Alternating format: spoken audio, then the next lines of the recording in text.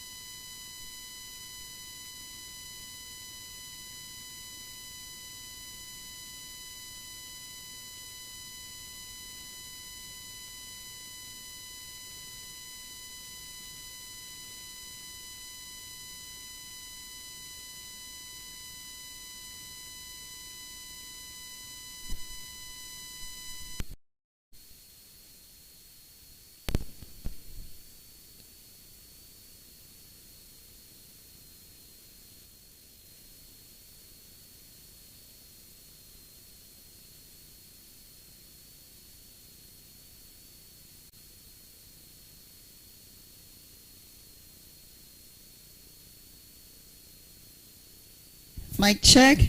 I will take the clap. I'll manage it.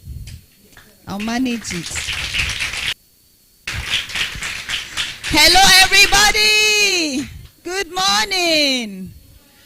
And the beautiful girls crossing their legs like my mommy at the back. You guys look good. You know, I like it when girls cross their leg like, like they're going to be bank. All of that. So how is everybody doing today? My name is Elmoa Gogwim, and I am a broadcast journalist. I do an award nomination program for secondary schools on radio. It's called The Quizard Show. How many of you have heard of The Quizard Show before on Eagles FM? It means that nobody has ever won my prize. Okay, so I'll gist you all about it much later. I am also the co-founder of a teenage NGO. It's called the Child Cyber Protection. And most of all, which is very special to me, I am part of the Women of Divine Destiny Initiative, WODI, and my mother is seated behind you guys. And I am so glad and so honored to be standing before you today. Now, before we start, I want us to do something quickly, and I'm not going to waste time. Now, if you look at the banner at the back, it has there's an acronym which is Y.E.S. Can everybody see that? So we're going to say it confidently, and we're saying it to prove a point to ourselves, not to anybody. Okay, so we're going to say it together. I am young. It sounds like you're doubting yourself. Maybe some of you are 65 years old, I don't know. I am young. I am empowered. I am strong. Can we do that again? I am young, I am empowered, I am strong. So every time you look at yourself in the mirror, that is what you represent. You are young, you are empowered, and you are what? Strong. All right, so we have some ground rules for today's program. It's not like the one that principals give, so you don't get penalized, but we get to get a whole lot of reward. So let me quickly do that. First, I would like to thank you guys for coming on time. So put your hands together for yourselves, which is part of the rules. Now, one of the things that you will do for us that will be amazing is for you to engage actively. Participate in the sessions, ask questions, and share your experiences, and also network with other schools. That will be great, okay? and make the most of the time here. One of the reasons why you need to engage with other schools is maybe you meet in the university and be like, I know you. And maybe they will be one of the greatest connects that you ever have. Okay? So don't just stick to the students in your school. You can connect with other students. Is that okay? Now be open-minded. Embrace diverse perspectives. Because somebody prayed for one sentence, you'll be like, no, we're supposed to pray for 15 hours. If it is not 15 hours, it's not a prayer. Be open-minded. Is that okay? So if somebody gives an opinion, it might be different from what you have always known. Just begin to think about it. Oh, maybe this person has a point. So be open-minded. Is that okay? And also, do network and connect. Take advantage of networking opportunities, okay, to meet other students, like I've said.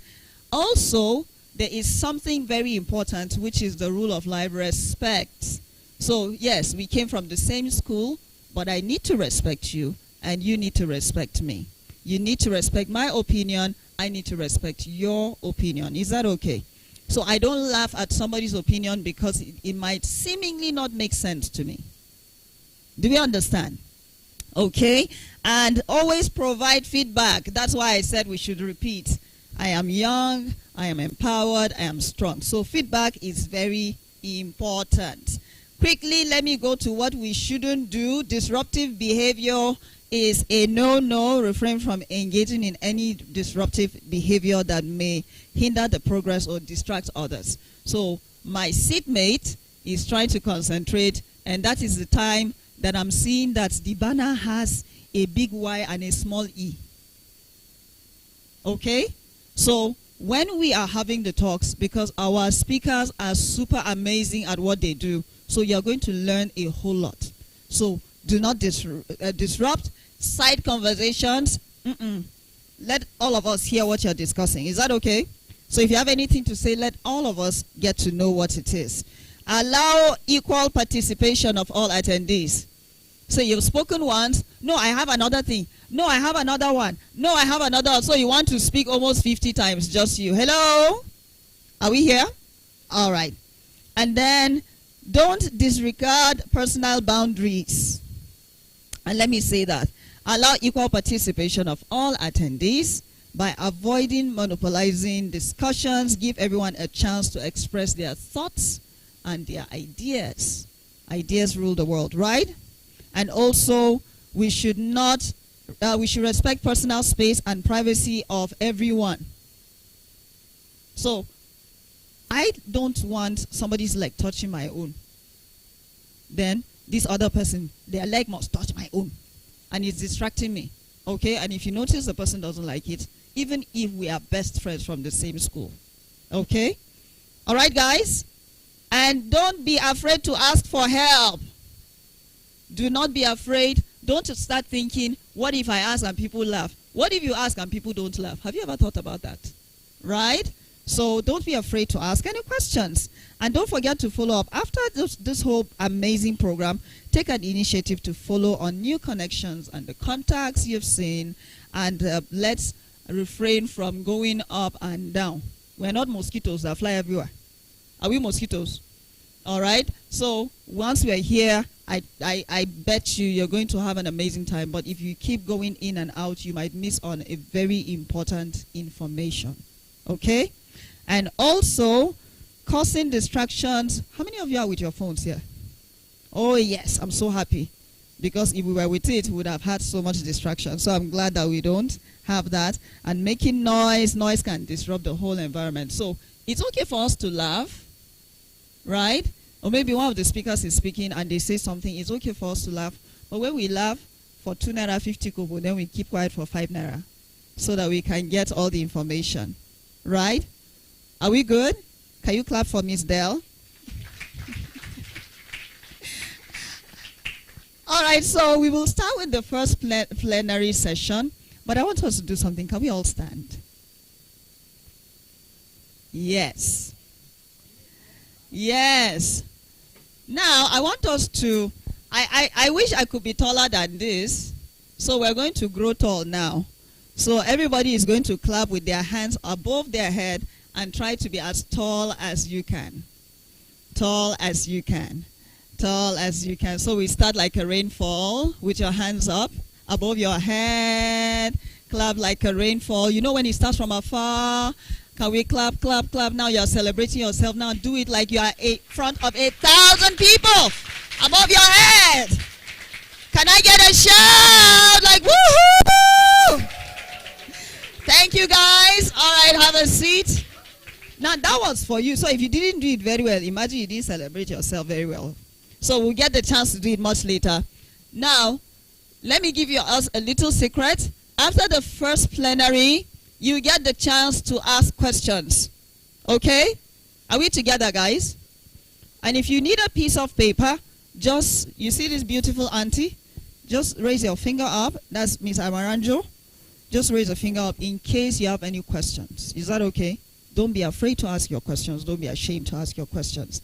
Now, talking about a very interesting topic, emotional intelligence and self-awareness, understanding and managing emotions. Ladies and gentlemen from different amazing schools, please, can you put your hands together? Let's welcome Mr. Udele James as he comes forward. Rainfall.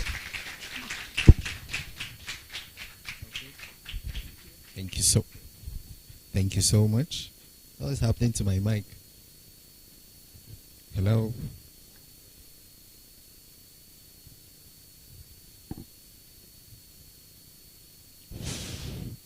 It's working? Okay. My slide.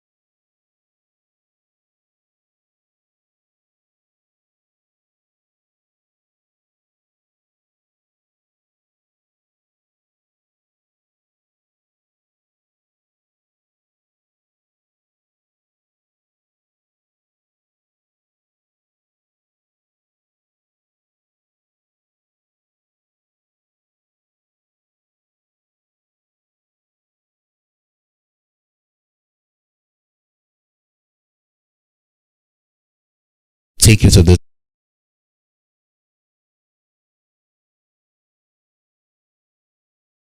emotions. It must have to work like a Google map. Now, let me give you a simple example. You have Sarah who happens to be in your team, and along the line you are on a project. Because of some family emergency, she was unable to complete the project. In that case, can you tell me what you can do? Let me have two here, and she was unable to meet up with the teamwork. What are you supposed to do? Emotional intelligence. I just want to have a feel of what you understand by this word emotional intelligence. Is the mic very closer so that we can have one or two persons tell me how he or she feels. Okay?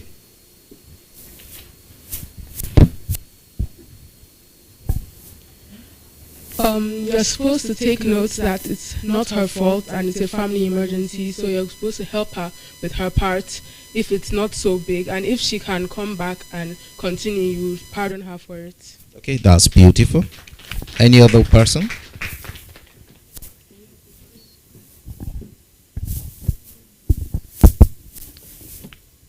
I do like a little out of what is expected for her to do, and if she's able to come back to resume what she's meant to do, and it's not something that like pressure, then I will like just do a little bit of what she's supposed to do, and then if she's able to continue it, I won't be angry at her because she wasn't able to do her entire thing because it was out of her control. Okay, thank you so much. Now, that's a wonderful one. Now, when you look at what just happened, you realize that we have pardon? Okay. Oh, okay, no problem. I'm going to ask you guys questions. I've taken notes, so we'll be taking this direction the next time. So now, one, you notice there was empathy from what she said, right? Empathy. And what is empathy? When you are in the shoe of someone, isn't it? Empathy, you are trying to demonstrate that you're having a similar feeling of what is happening to someone. You know, we have difference between to sympathize and to have empathy. Being in someone's shoe, that is what? Empathy. Then, the next we have communication, right? Communication. You reach out to Sarah through a caring and supportive message, you know, asking her of her well-being. Okay? Next, you understand with her. When Sarah responds, expressing her gratitude for your concern, you understand the importance of not only adding additional stress to her, because she is already passing through stress. So you are not going to take care of that. You only take care of the responsibility rather than keeping it for her as a carry over. Then the next thing, you have your teamwork, right? You coordinate with the rest of the group to redistribute her workload in order to get the result. Now, let's look at the definition of emotional intelligence here. I've just said that preamble for you to have a feel of what emotional intelligence is rather than just reading it out for you. The next slide. Okay, emotional intelligence, otherwise known as the emotional quotient or EQ, is the ability to understand, use, and manage your own emotions in a positive way to relieve stress, communicate effectively, emphasize with others, overcome challenges, and diffuse conflicts. Emotional intelligence helps you to build stronger relationships, succeed at school and work, and achieve your career and personal goals. It can also help you to connect with your feelings, turn intention into action, and make informed decisions about what matters most to you. Now, when you look at that definition, you see the ingredients they just stated initially when I give an example about Sarah. You see there was understanding, right? You see the word manage your own feelings in a positive way to relieve what? Stress. Communicate what? Effectively. Empathize with what? Others. And overcome challenges and diffuse what? Conflict. So when we talk about emotional intelligence, these are the key ingredients that are what expected of you. You must be in the shoes of others, understand with others. Now, we are created separately and we have different upbringing. We are created separately and we have different upbringings. Now, we have other issues like the ADHD, attention deficit hyperactivity disorder. These are certain disabilities that can occur to someone who will be. Have you seen a situation where you have someone in the class who is very hyper, so restless? Yes, it is not the person's fault. They suffer from what is called the ADHD, attention deficit hyperactivity disorder. You can categorize such kind of person that the person is hyperactive, because there are certain, hormonal imbalance that causes those, misbehavior. We can just call it misbehavior at that time. So when you have such kind of kids, when you have such kind of student as classmate, is for you to understand with such kind of persons. We have issues like impulsive behavior. Impulsive behavior, we have people who talk without thinking. They just talk. In your class, you can have one or two persons like that. They talk without filtering their words. At the end of the day, after talking, they regret their words. They regret their words. We call such kind of behavior impulsive what? Behavior. You must have to tolerate such kind of persons because they are what? Emotional imbalances that they cannot completely take control. They are like reflex action that just happen to their behavior. So you must understand with people, empathize with them, understand people's feeling. The most intelligent persons today, now let me give you another example. And when you're coming up with your career, I'm coming up with my career. What I need is skills. I need knowledge, okay, to take me to the ladder. As soon as I get to the ladder like Her Excellency now don't need knowledge per se to go up to the ladder. You know what she needs? Emotional intelligence. She needs soft skills, how to manage people. At her level is a managerial level. She will need soft skills to manage people. If she lacks the soft skills, she'll be hiring and firing every day. Oh, I'm so tired, I'm fed up of this work. They will leave. I'm so fed up of this work. They will leave. And when you keep hiring and firing people, what happens next? When you have your school, right? And you have a situation where teachers are hired every day and they are being fired. What happens? You suffer from your studies. So emotional intelligence is very what? Very key.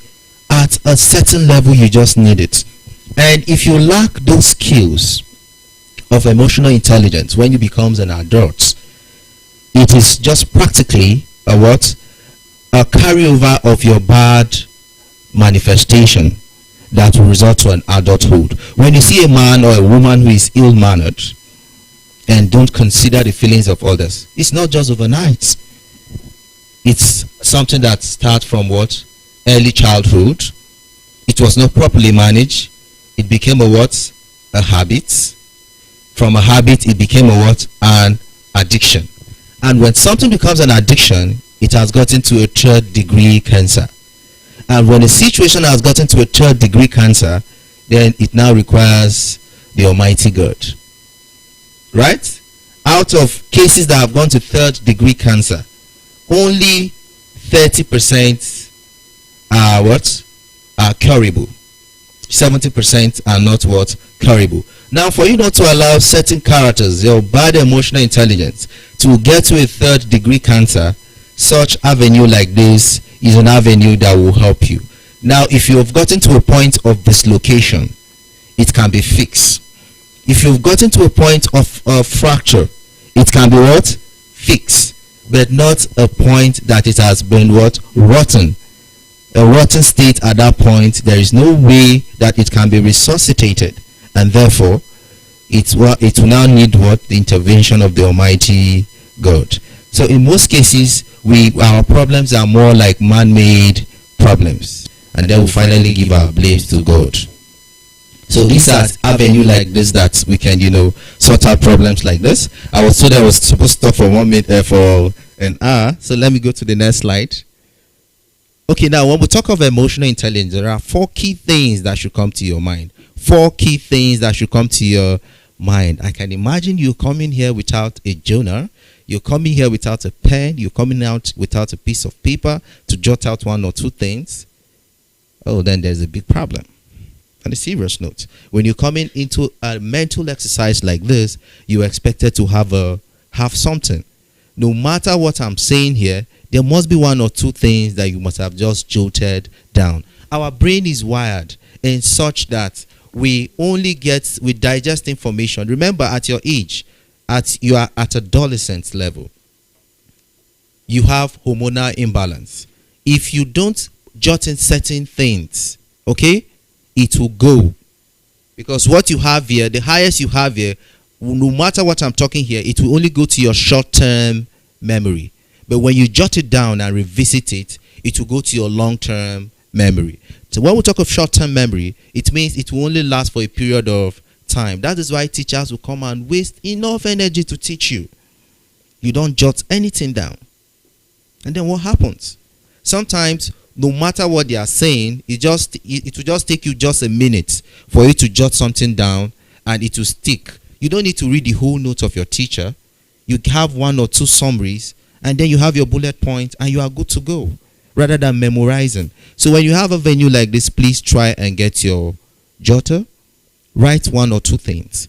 So we have 4 key things when it comes to emotional intelligence. We have self-management. When you are able to control impulsive feelings and behaviors, manage your emotions in healthy ways, take initiative, follow through on commitment, and adapt to what changing circumstances. What is self-management? Self-management is like self-regulation. You must, in any action and reaction, you must sit down and take stock of your behavior. You must sit and take stock of your behavior. You must definitely, in life, we must definitely pass through conflicts and what? Misunderstanding as we stay together, whether we like it or not. The best couple in the whole world will always have what? Conflict. So you must embrace conflict as part of life, and you must also embrace happiness as part of life. When it becomes imbalance, when you have 80% happiness and 20% conflict, that is a perfect relationship. But when you have 80% conflict and 20% 20% what? A happiness, then it means it is a recipe for what? Disaster. It means you're not going to stay long. You're definitely going to die.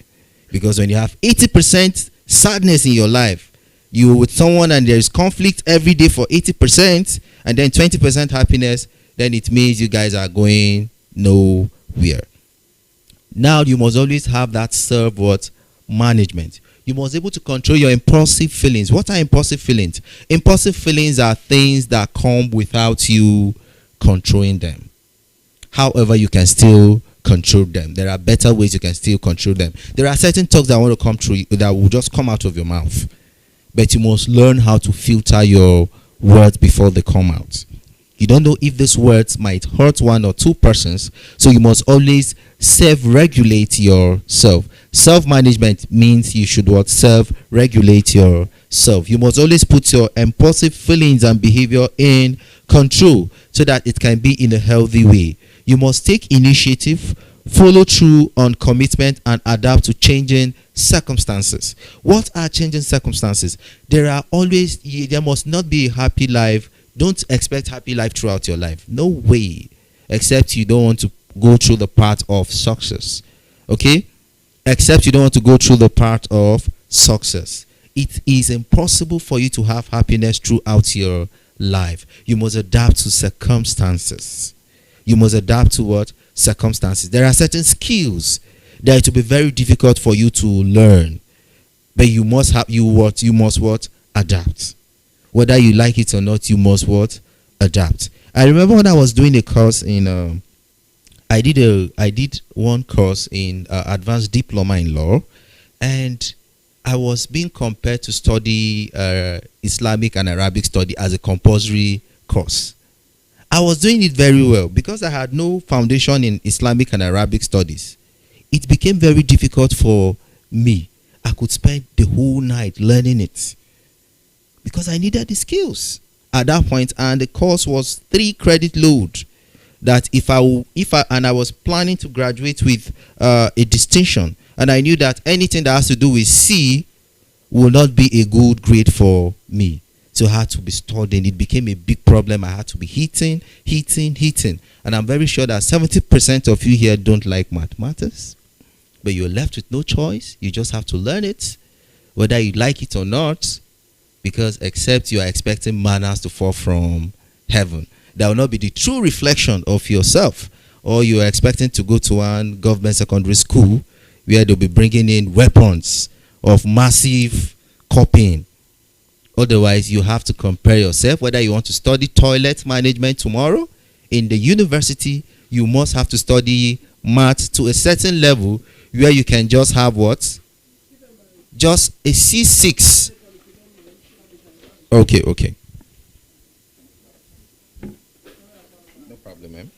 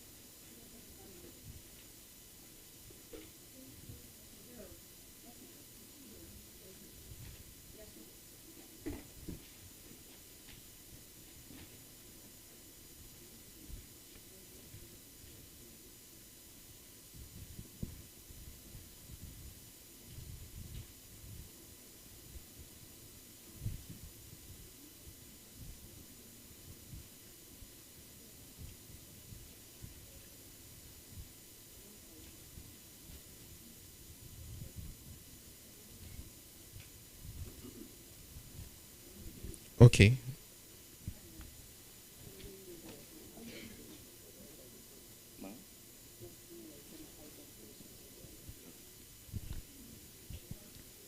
Okay. So remember, don't forget this advice.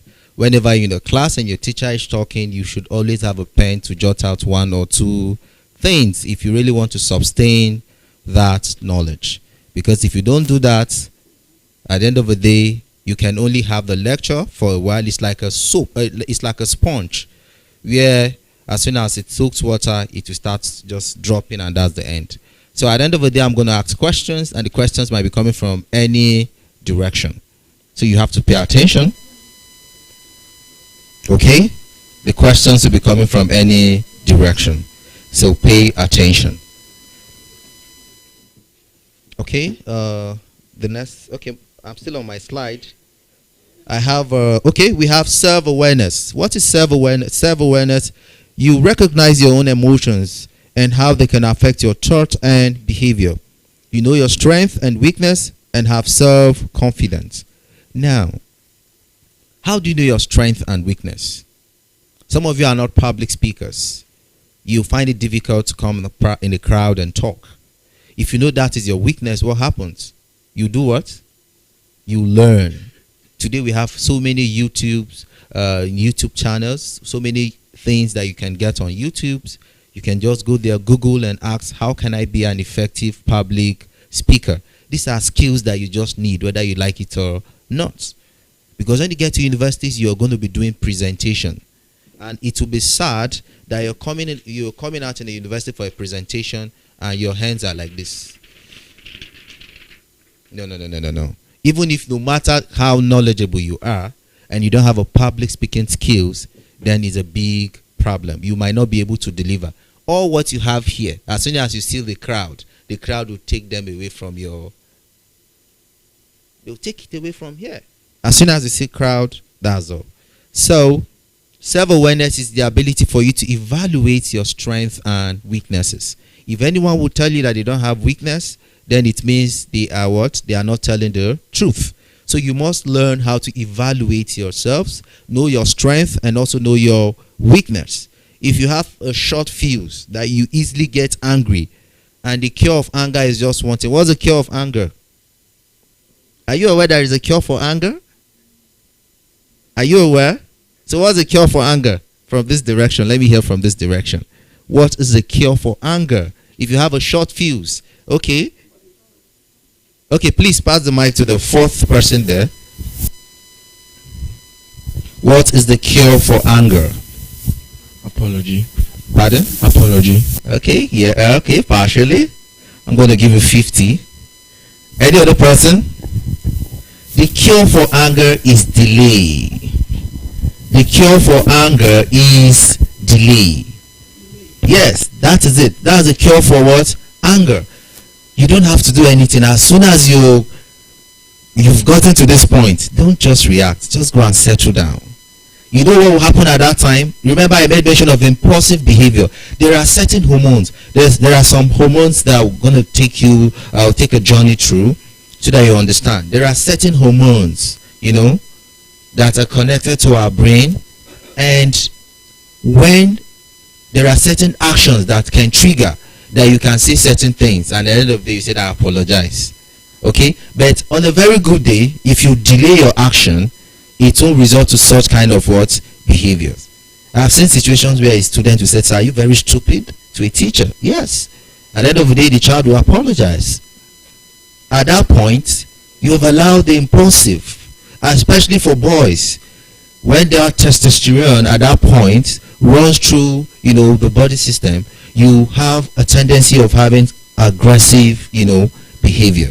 And what happens at that point, when you see men, all those men beaters, they lack emotional intelligence. And how do you start lacking emotional intelligence from all those men beaters? You start beating your younger sisters.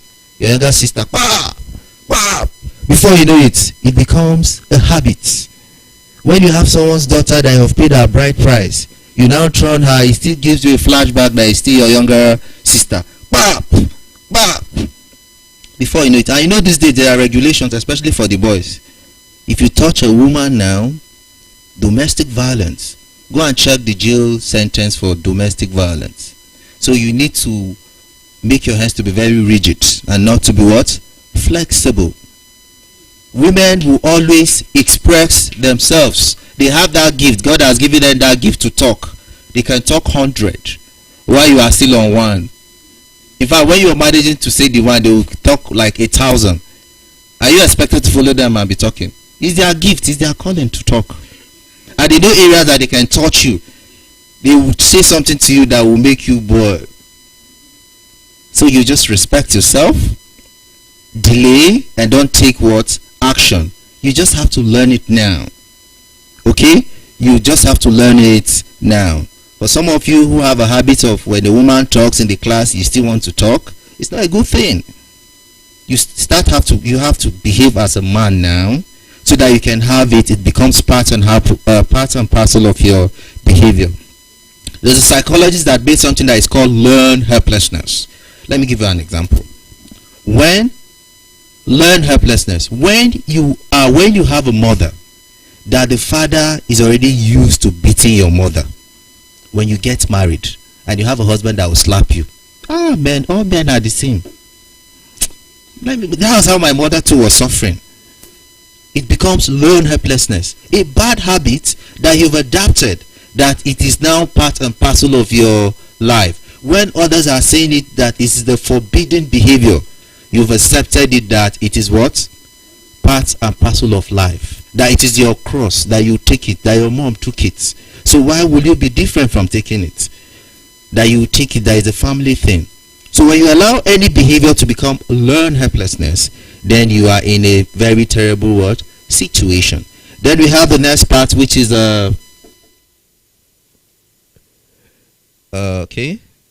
we have social awareness. You have empathy. You can understand the emotions, needs, and concerns of other people, pick up on emotional cues, feel comfortable socially, and recognize the power dynamics in group or organization. Now, you must always learn how to interact with people. I recall when I was taking study skills, especially when you're going for UK schools and you're doing pre-degree or you get to 100 level, UK schools, there's this study skills I take in the UK for 100 level students, and they emphasize the role of social awareness. Social awareness. When you get to school, they will give you assignments, especially group projects. And you now notice that one thing you have is that in a class, especially for the girls, Stephanie was your friend. After 3 days, you parted ways. Patricia, after 2 days, you parted ways. Lucia, after 4 days, you parted ways. Then in a term, you had 15 friends. And at the end of the day, you don't have one as your friend again. Then it means you have to evaluate your character. Something is wrong. And then each person, you have reason why you left her as your friend. If they ask you, yes, she talks too much, this, you have every reason. And when you develop a system of having a defense mechanism, there's what we call defense mechanism in psychology. Defense mechanisms is a situation where you see reality. I won't take you to the time so that you will not, get to somewhere else. When you see reality and you refuse to accept the word reality, then you want to make it as a defense. You fail your exam. The teacher doesn't know how to teach. He doesn't know how to teach. Instead of you working on yourself, you are blaming the teacher. These are defense mechanisms. Okay? When you have in the term you have 15 girls, you have your classmate, and you ended up having every relationship you have with your with a lady. I'm not talking about guys. I'm talking of same sex, same relationship, a girl and a girl, and then after 2 days you've parted ways. In a class, they knew you with 7 persons, and you're no longer with them again. You have to evaluate your character. It means you lack the social skills to interact. I have told you times without numbers that there are certain points you live in life that soft skills is what will sustain you. Soft skills is what will sustain you. What she has gathered enough. You know what she needs to do now? Is just to give you out. Is to dash it out. She has gotten to her peak of what? Knowledge. The only thing she has to do now is to unlearn certain things that she has learned. Okay? She just needs to unlearn certain things and relearn some. But for you just need to keep learning. And the only thing that will sustain her now is her soft skills. No more knowledge. But for you need skills, you need knowledge. Then even in doing that, you still also need soft skills. Let me give you an example.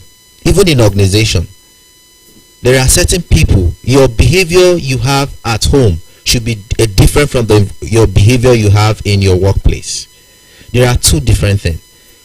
When you see me in my workplace and my personal life, I'm a different person. In a workplace, I'm as quiet as anything. Okay? In my personal life, I only interact with people who we are of the same reasoning. I love interacting with people whom I think will reason well, because they said it is nonsensical to reason with a stupid person. Stupid is not an insult, okay? The stupid I'm talking to, the area I'm talking to, when you go to your dictionary, stupid does not mean you're trying to insult someone. When you keep arguing with someone who is not your class in terms of reasoning, you have a problem, okay? That is why if you're a graduate, especially for women, and you've graduated, a graduate so sound with masters, and you're getting married to an illiterate as a man, and then you begin to argue, and you'll be asking yourself questions that what's happening to this person.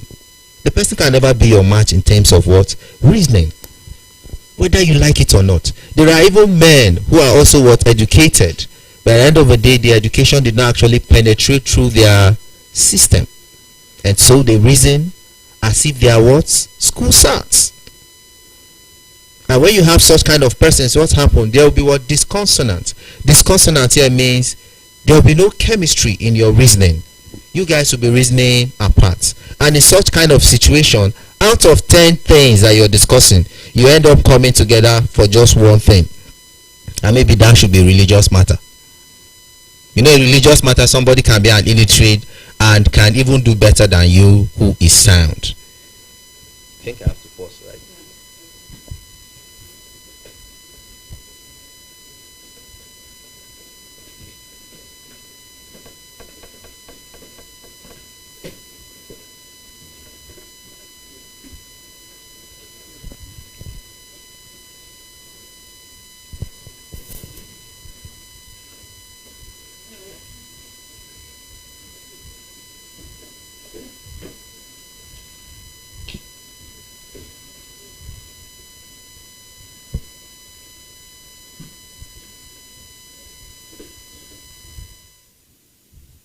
Okay, my time is passing with the interruption. I have about 2 interruptions, so it should be noted. So they won't count it as my time, isn't it? To be fair, isn't it? And so please, all those all those interjections will not be counted. Okay, we have relationship management. Okay, you know how to develop and maintain good relationship, communicate clearly, inspire and influence others. There are certain people in your class who are not serious, okay? Who are not just serious with their life. Let me just put it that way. And that is why schools are expected to have counselors, okay? Because education, according to Martin Luther King, he said, knowledge without character is a disaster. Okay, no matter how knowledgeable you are and you don't have character, is a what? Disaster. And what is this character about? If we have a situation where people are having good characters, we won't be having issues of divorce today. Issues of divorce could be attributed to what? Character problem. And because of character problem, two persons cannot stay together, and in the end, what happens? Divorce. And then what happens to divorce? The kids will now suffer. So that's the problem. So you must learn how to what? Have what is called relationship what? Management. How to manage people. It's very important. Because you're like this does not mean this person will be like this. You must always learn how to what? Manage people. We have people who are coming from a class from different backgrounds. Some of them might not be coming from a happy background. So they are very aggressive. Little things, they blow. Some may be coming from calm background, while some has already embraced a life of not having peace, that it is part of them. You must always learn how to manage people no matter the situations. And for the fact that you're coming from a polished background in terms of character does not give you an opportunity to mock someone who is not what? Who is not coming from a background of a character that is not his fault. Okay?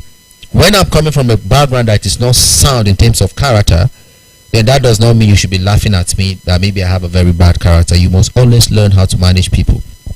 And if there is any way you can help someone, there are certain persons in your class who are not serious. You can talk to them. And not just, you are not even serious with your life. You are just wasting your parents' money. No, there are ways you can discuss with persons that they will not feel offended.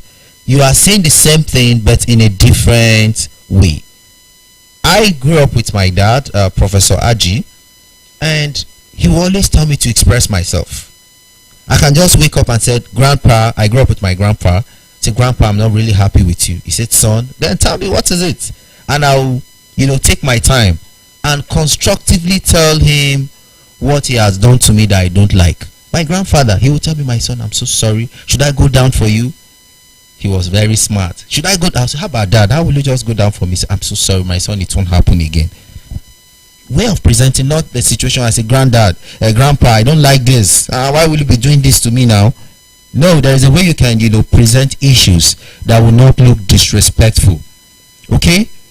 You can also do that to your classmates. You can also do that to others. The way some of you manage your people, father's driver is not even good. Your house help.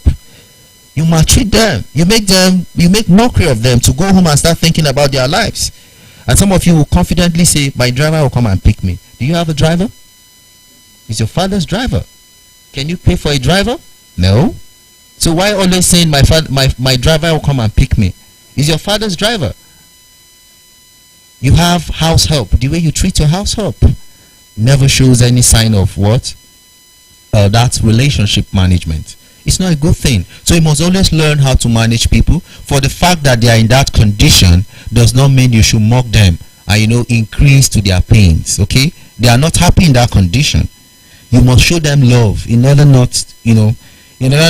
for them to feel something else. Okay? You must always show them love. When you show that love, it goes a long way to what? Soften the sadness that they are in. Am I understood? Next please. Why is emotional intelligence so important? As we all know, it is not the smartest people who are the most successful or the most fulfilled in life.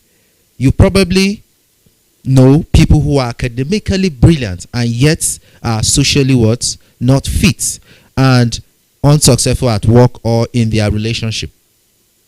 I recall then I was working somewhere and the woman came in as a leader All the whole staff within the space of within the space of 40 days, we had 45 resignations.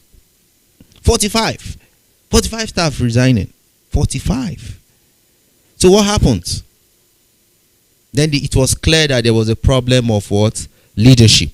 We also seen a situation where an army officer, when we have in army, there is what we call barracks, right? Are you aware we have barracks, right? Then somebody who is in charge of the barrack, in most cases they are called GOC. And when the GOC came, they said the soldiers were developing high blood pressure. They said they were going to, remember doctors, we have army who are medical doctors, right? And majority of the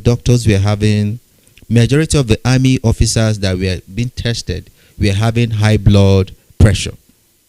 It means from the ladder, it was very hot. So, you can be very intelligent, but you lack manners. No woman who is, now let me tell you, for the guys, any woman who is sound and coordinated will never tolerate an intelligent but ill-mannered man. Never. No matter your money, no matter how sound you are, if you know your values, you know your ethics, if you respect yourself, no woman will want to, have anything to do with a man who is disrespectful. No matter how knowledgeable you are, if you are disrespectful, no woman will want to align with you. And for the women, no reasonable man who has ethics. Some men can marry any woman. Okay? But no man who has ethics, who has values, who uphold his value, who want to marry a knowledgeable but ill-mannered woman. No way. You know why it won't work? Even if you can tolerate it, your families might not be able to tolerate it, because in marriage it goes beyond you. It has to do with your family members, and when your family members are being disrespectful, are being disrespected, they will stay away from you, and that's the end. When your family members stay away from you completely, then that is the end. So we have intellectual ability, or your intelligence quotient isn't enough on its own. So for you to be successful, you need what? You need both your IQ and your EQ. And what is IQ? Who can tell me the full meaning? Voice is out. Project your voice and just say it out. Yes, intelligent quotient. So you need the both. They work together. They said sleep cannot be possible without the arms beside it. So also is your intelligent quotient and your emotional what? Intelligence. They are both inseparable. Okay? So when you have the both, you flow in life. There are certain people who have gotten to certain standard, not because they are too intelligent, but because they have the what? Emotional intelligence. There is a certain level at a middle manager. When you get to a middle manager, what sustains you is not your knowledge, it's your office politics. And what is office politics? Your social skills. How you can have your way with people. Now, there is always a time for appraiser. You might not do that well, but because you are well-mannered, your boss might decide to give you a score. When you work in, there is what is called appraiser, to evaluate your work as a staff. And when you have a boss that you've been disrespecting, anything about you, he won't write any good appraiser, no matter how good you are. He will not. But you see, somebody is not doing close to you will have a better appraiser. So you need the emotional intelligence and that of the intelligent quotient. Then we have next, emotional intelligence. How does it affect you? Your performance at school. When you have emotional intelligence, you can never be distracted. What happens? You set your targets, you achieve better grade, and work towards it. And you have and you can also withstand academic stress. Whether you like it or not, you must have academic stress. And one thing I noticed about children, there's a book I wrote on developing knowledge and developing good study and knowledge skills. And why did I write that book? The essence was, I noticed majority of the students love crash program. You love memorization. At the end of this exercise, and I'm asking you an applied question, most of you might not be able to get it correct. You expect me to ask you what is emotional intelligence? What are the importance of emotional intelligence? Then by the time they ask you a twist question, you now find it very difficult to get it right. So when you have your emotional intelligence, you set your goals and you try to achieve it. There will be no distraction because you understand how to what? To interact and how to manage your emotions. Remember, the standard of a man is the mind. When I say man, I mean man and woman. Okay? The standard of a man is your mind. Okay? The standard of you is your mind. So whatsoever you think is what you project yourself. Whatsoever you think is what you project yourself. I want to believe that Excellency did not wake up overnight to have a PhD. She has dreamt it. She has projected herself, okay, towards it, and at the end of the day, she got it. And having the dream of bringing schools here was not something she woke up overnight and had the idea. It was something she projected. She had a map and she walked towards it. Anything that you do accidental will never last. And that is why today, majority of you who are offering sciences are suffering from chemistry. Why are you suffering from chemistry today? Because you don't read. You love crash program. Most of you are suffering with mathematics because you love crash programs. Most of you don't have a good study skills where you have a timetable to be studying at home. When I was with my grandfather, when it's 5 to 7 o'clock, no matter what I'm doing, it's my study time. I read 3 hours, 4 hours a day. It became part and parcel of my life. That there's no day I'll wake up without reading. Okay? And because my audience are adolescents, because you are my audience, if I'm talking with people who I feel they are my mates, then you start hearing big vocabulary. You know why? Because I read a lot. So because I read a lot, I get words from everywhere. And as soon as I get any word that resonates with me, I write it down and it becomes part and parcel of my vocabulary. Am I understood? So you must have to have, when you have your emotional intelligence, it goes a long way. You set your standard. It moves. Now we have your physical health.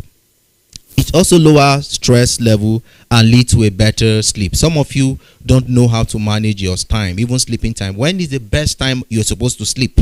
Some of you watch video games. Some of you are suffering from gaming disorder. You play games every second. You use 6 hours to play games and 0 hours to read. If you are guilty, if you're suffering from gaming disorder, let me know. I'm a therapist. There is a therapy for it. Who is suffering from gaming disorder here? Because I know it's a habit. You love playing games. Not educational games. You play games. Gaming disorder. I've been having different counseling sections with students, and I've discovered that majority of the students suffer from gaming disorder, and you don't sleep. And then you allow your teachers to come out, be wasting their time to teach you.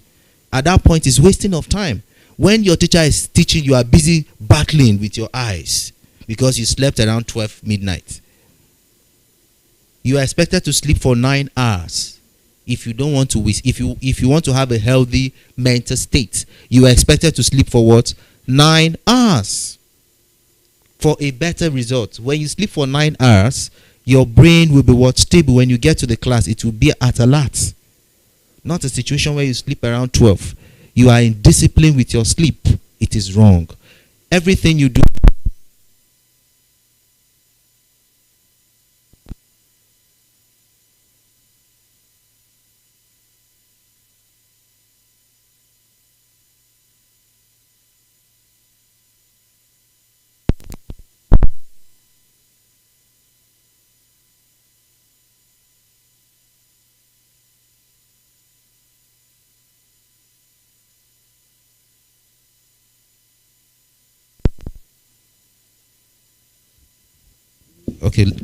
Okay, let me go to the next one. Yes, key facts you need to know. Hormonal changes and emotions. Hormonal fluctuation can lead to mood swing, and for adolescents, you have avalanche of hormonal fluctuations. Okay, hormonal fluctuations. And when you have this emotional fluctuation, what happens? You have a mood swing from sadness, you're happy, and you're now sad. You have what is the role of hormones? They said estrogen and testosterone play a key role. Increased testosterone in boys can set up recipe for aggressive and impulsive behavior. Some of you are suffering from masturbation, right? Yes. Some of you are suffering from masturbation. What happens for the boys? At that level, when your testosterone is being saturated to a point, then you start having some kind of, sexual feelings. And then when you don't channel it productively, then what happens? You now channel it to your other part of the body. And then you start suffering from masturbation. So if you're suffering from masturbation and if you're guilty, have a way of channeling your energy to something productive. If it is football, then go ahead and play soccer. If it is reading, use your energy to study and don't be idle. Because when you are idle, you're already creating room for a habit to just come into your life.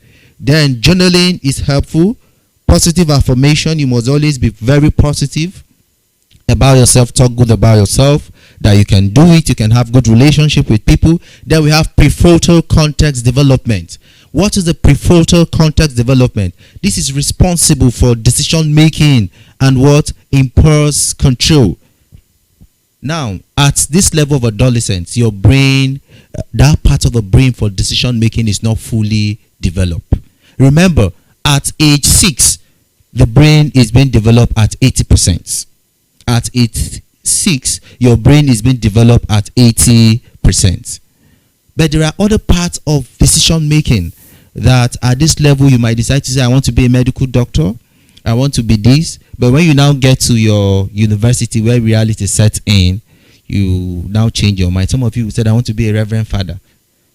As soon as you get to, God forbid, reverend father what? Because at that point, you are not your decision making hormones is not that strong. So you'll be fluctuating with what? Certain decisions. Then we have emotion center dominance. There's what we call the limbic system that influence your brain what? Decision rather than your rational prefrontal cortex. So for sensitivity now, that is why you are prone to vulnerability. Peer group, when your friend said he wants to do this, you want to follow. Any little thing, if your friend is smoking, you want to smoke. If he's doing this, you want to do this. Because at that point, you lack what? The limbic system is not that fully developed. So as a result of that, you are prone to vulnerability. So your associate becomes part and parcel of your life. So if you have a wrong set of friends as adolescents, definitely you're not going to be manifesting any good behavior. Next.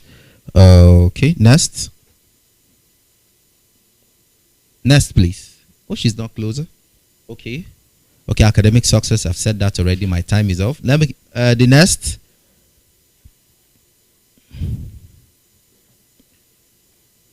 Yes, as a librarian, these are books I will encourage you to study, okay? Go, please jot these books down. Emotional Intelligence, Why It Can Matter More Than IQ by Daniel Cole, by Daniel Goleman. Please write it down. The second one, Emotional Intelligence, quick book by Trivets Bradbury and Jane Groves. And then number 3, Raising an Emotional Intelligent Child by John Gottman. And this other one is the one I so much love. 7 Habits of effective, not intelligent. Highly effective teenagers. Please, that other one is highly effective teenagers. When you read that book, it's something else. So it's effective. Please don't go and write intelligent. 7 Habits of Highly Effective Teenagers. Okay? And then Permission to Feel, the Power of Emotions to Help Our Kids, Ourselves, the Society to Thrive by Mark Brackett. Do I have how many minutes left now? Is it up to 1 or 2 now? 5, okay. Next. Okay, sorry. You can't see it. Okay, you can't see the slide. Okay. Okay, just go back a bit. Can you help your neighbor? We just spoke about emotional intelligence now. Now exhibit it now. She's not seeing you. Just give her your own that you've copied. I think we've solved the problem, right? Somebody just practice what she has listened to. So let's go to the next one. Okay, let's move. And then list of real stories of individuals who have transformed their lives through development of emotional intelligence. You've heard of Nelson Rolihlahla Mandela, right? Nelson Mandela. He was in prison for how many years? For historians. For how many years? 26 years imprisonment. And when he came out, what happened? When he came out, he was given the president of South Africa. And he was advised to kill the whole whites in South Africa because of how they were being maltreated. And what happens? He said, no, we're not going to kill the whites. We're going to accept them to stay with us in South Africa. And even went ahead to reject the black vice president and took in a white person as his vice president, despite the fact that they were terribly maltreated during the apartheid. Because of his strong emotional intelligence, he forgives. When you have a strong emotional intelligence, you forgive people and life goes on. Next we have you heard of this lady? The youngest Nobel Prize award winner, Malala. You've heard about her, right? Okay, what was her exploit? Okay. Yes, she fought for women's rights. And we were told that when the Taliban shot her, she was being attended by 120 doctors, the best doctors in the world. The best. They imported the best doctors in the world. And they did that brain surgery. I think the gunshot was around here where it was impossible for her to survive. If not because of the best doctors. They imported doctors, the best doctors in the world. They brought them over 120 for just one person's surgery. That she must survive. Because she is an example to the world. What about this lady, the third lady? Oprah. You've heard about Oprah, right? Her traumatic situations that she passed through. The terrible stage she passed through, and she has been advising women not to pass through. She got pregnant at what age? Read about her? She got pregnant, I think, at 14 or 15. 14 or 15. So you can imagine such kind of trauma and left in that kind of terrible situation. But today she's standing in for women and advising them to be strong and not to, go back to such kind of mistakes. Your hormones will definitely spark, but you must keep them under control and wait when it is time. Okay? And one of the most dangerous things to do is to be involving yourself into sex at this age. You know what happens to you? A journey that will take you 5 years will end up taking you for what? 15 or 20 years, because God frowned at such situations. So don't even think of that. You are already inviting bad luck to yourself. You will not prosper. Let me give you an example. I know of a student then whom he has so much love for women. And I was trying to follow up about his issue. He had 4 times visa rejection. 4 times. And when somebody was telling me, what happened to this guy that is always having visa rejection? I said he's suffering from the bad luck. He's just 17 and you started thinking about women. So what will happen? The bad luck will just be all over your body. There are certain luck that you have because of your purity, okay? Because you are pure, you are not engaged into some of this sexual stuff. So you'll be pure.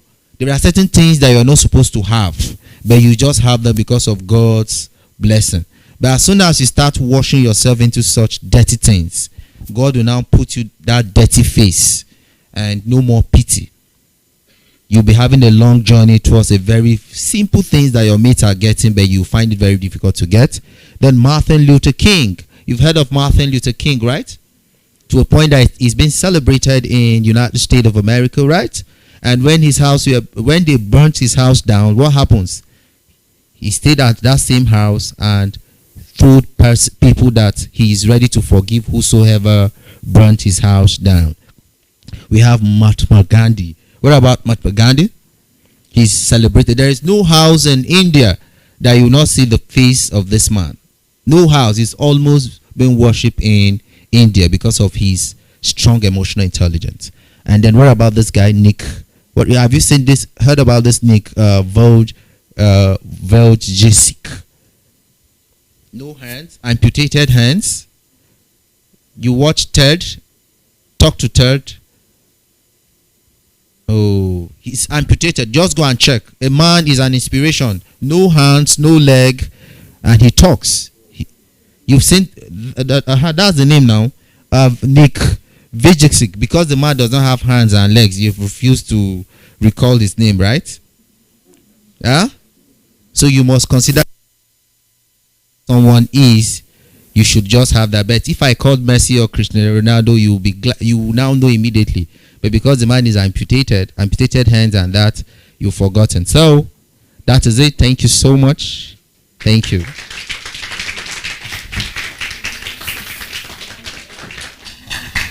Okay, questions. I'm ready for you.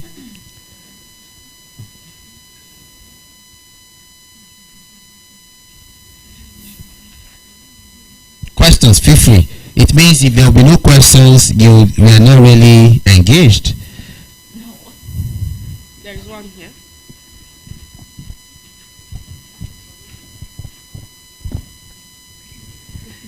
In a society where a lot of things are sexualized, how does one stay true to themselves? Okay. When you have your values and standard, and it's properly upheld, no matter the distractions or what society navigate towards, you reject it because you uphold it. You have your standard. Okay. Now let me give you an example. There is no amount of money. Let me give you a practical example. There's a job I got online, okay, and I was told to work for 6 hours a day. I bet you I can't. Almost every day that I work, Her Excellency, I have made up my mind today that I was going to resign. I said no matter the amount, I don't want it. Okay, I got the job about 1 month ago, a very big pay, okay, but I've made up my mind. You know how that work is affecting me? I don't read. No more research. It's all about the job and no creativity. And why am I saying no creativity? I talk to people for like 7 hours. Counseling is a career work. I talk to people like 7 hours, 6 to 7 hours a day. Then I also have clients. I work on their resumes because most of them are Nigerians who are in abroad and are looking for jobs, and with their terrible CVs that they do. You know, most of you don't even know how to write. Most of our graduates don't know how to write letter that will attract a white man. They'll be writing letters. A white man wants to see your technical skills and others, technical skills, non-technical skills, and other key areas. And you should be sounding metrics. You should be data driven before you can get a job, not those long letters that will write based on qualifications. So after doing that for 6 hours, I'll spend almost how many hours? About 6 hours trying to rearrange the CVs and then have one-on-one section with my clients. The money is almost ×5 of what I'm being paid, but I made up my mind today that I was going to resign. In fact, I was done with my resignation letter and I said I must come here and do 1 or 2 things because this is my joy, talking to kids and saying that they don't do certain things. So to your question, when you uphold your values, you are focused. And when someone is focused, now remember, for people who play football, when you have a direction to your post that you want to score, will you be distracted? You'll be aiming that you want the net to shake. That is your business. Any other distraction is none. Any other question? Please ask your question. So. You mentioned don't reason with a stupid person, but then you also said that you should help your classmates when you see they're not, acting, express yourself respectfully. How do you do that when they're okay? Stupid? Oh, I understand. Okay, she's asking an intelligent question that I'm trying to contradict facts, trying to twist facts. Now let me give an example. I was in a mix of persons who were arguing about election. And when I look at these persons, I said, no matter what I will say, for 10 hours, they will still not understand me. So it is unreasonable for me to do what? To engage and waste my energy and time with such kind of persons, because I have realized that they have made up their mind during the argument, and then there will be no need, because there are people who, before you say something, now let me tell you, one of the major problems we have is that we don't communicate, rather we do confrontation. Okay?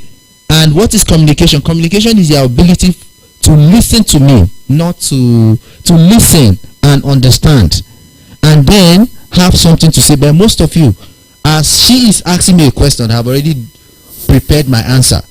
You know what I'm waiting for? Just for her to land, then I will reply, instead of me trying to filter her words that might even, change my reply. But because I have refused to listen, I was only hearing, but I have refused to listen. So what happens?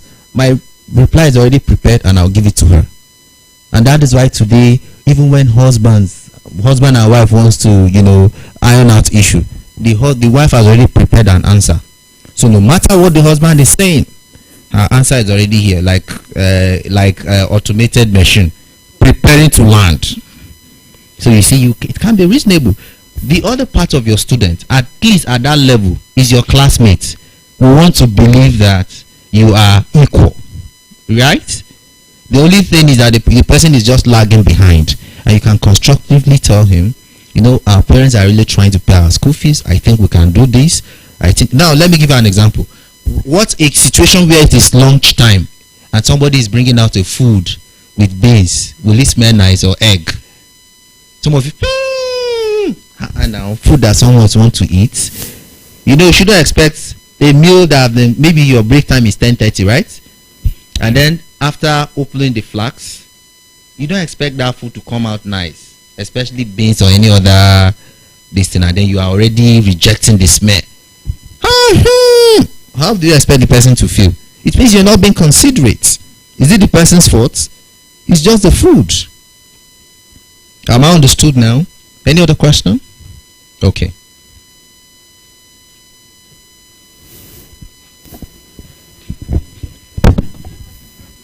You mentioned about relationship management, where you're supposed to develop and maintain good relationships with people. So what advice would you give to a teenage couple who are in a toxic relationship, whereas one partner is demanding for the other partner to be sending, let's say, inappropriate pictures? Okay, let me answer you. You know such kind of relationship? Such kind of relationship is a disaster.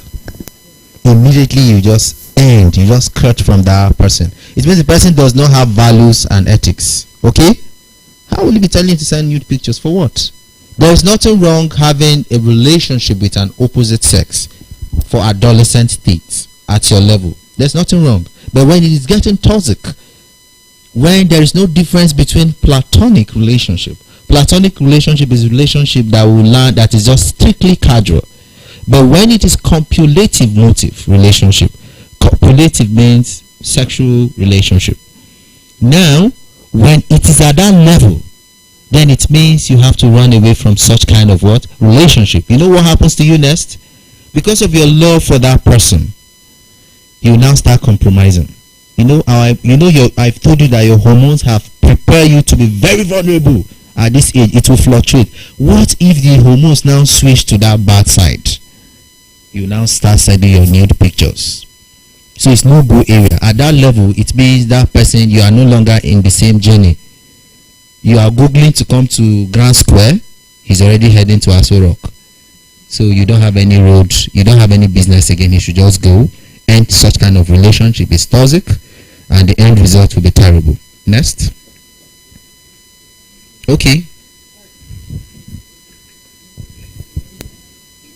My question is, for some students reading, like, they get bored when they read. What do you do to make it interesting? Now, when a child read when he get bored, it means you have refused. You know what happens? You have a poor background in reading. For even read 50 pages of book, they'll be struggling. because you have no stamina, mental stamina. And when I say mental stamina, I mean for you to withstand reading, it will start from when you are a baby. It grows incremental. It's not overnight. It will get to a point. I was a librarian, and I can tell you that I know kids who read half of a yellow page for one day and they are done, by Chimamanda. A day they are done. If they hold this book, they will mature the book till they see the end. The stamina is there because they've started it right from the onset. So if you're finding it very difficult to read, it means you've started a crash program, overnight reading. So what happens is that you look at your study time and look at subject that resonate with you. There are different types of readers. We have audio readers, visual readers, and audio visual readers. Now try to know your strength. You know I made you to do evaluation, right? To do evaluations. Know your strength. Is it that when you read audio books that it will stick, or is it that video books? Now let me tell you, there are half of a yellow sun or Biafran war. Some of your history teachers, instead of coming to waste your time to teach you history, they should give you the Biafran story to go and watch. Okay? And then it's some students will even know better than giving them the whole book to read about Biafra. It will be a waste of time. So you must understand your learning pattern. Evaluate your strength, okay, and weakness, and then you'll be able to read with stamina. Know what happens. Is it audio? Is it visual or audio visual that works for you? Okay? Next question.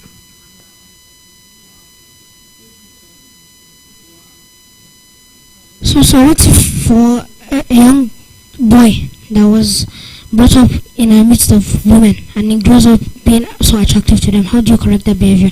Okay, yes, it is very normal. When you see a boy being so attracted to women, it means when he was coming up, he was growing up, that learned helplessness I told you, right? Sure, I told you about learned helplessness. It becomes a what? A habit. And then even when you have a boy that grows doing tomboy, with behaving like guys, somehow unconsciously she behaves that way. In that kind of situation, you have to learn, you have to learn how to unlearn yourself from such kind of what situation. Are you the only boy? Are you the only boy with girls? Let me find out. Are you? The only boy, right? Yes. So you must have a way. Think about it positively. There is nothing wrong, okay? When you are with girls, you learn to be better. In fact, you'll be the best husband because you are being exposed to girls. You see where your sisters have been quarreling, isn't it? Little things, they can talk from Africa. You'll be learning. It will be growing you up. You now channel that whatsoever is the relationship that you're having positively, and have friends who are boys in order to complement. Am I understood? What's the name, please? Aminu? Okay, Al-Amin. So Al-Amin, how can they look at you? Then the next person.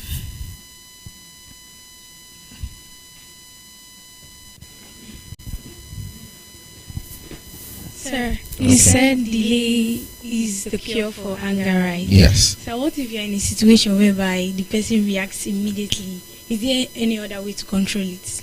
Yes, there's still another way to control it. Now let me tell you. One of the major problems today we are having is that, let me give you a simple example. I recall a teacher was teaching and told the boy to construct a sentence. He said about a gate man. He said, my gate man looks like my teacher. And the teacher was mad. He came close to the boy. He said, so you don't have any example to do. Is with me? So you don't have any example to do. So you must use me. The guy collapsed. And that was the end. It happens in Kaduna. I was born and brought up in Kaduna. So, this thing I'm telling you live, the guy collapsed. And that was the end. If not because of when he went to a court case. If not because of the student who were witnesses and the CCT camera, we would have gone to a serious issue. And to worsen it all, the man was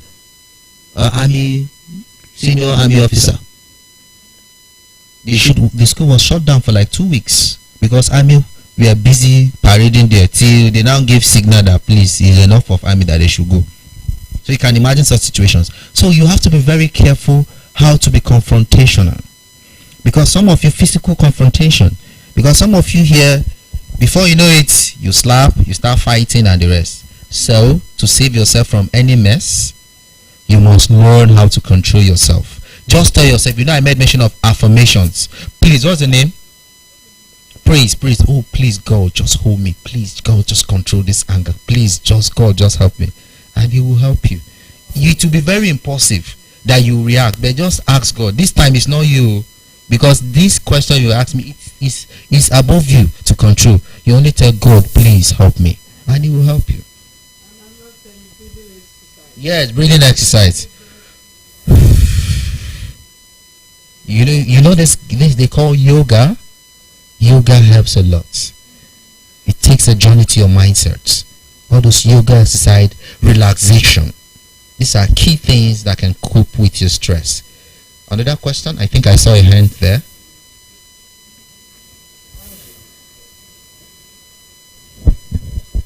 Okay, what do you do if someone you want to help doesn't want the help, but you know he needs help? Yes, you don't force people when you help them, even as counselors. Okay? Even as counselors, what we'll do is we'll try our best, and even in our decisions, we'll provide everything possible for you, and then we'll allow you to decide. You cannot, it's like teaching an unwilling child.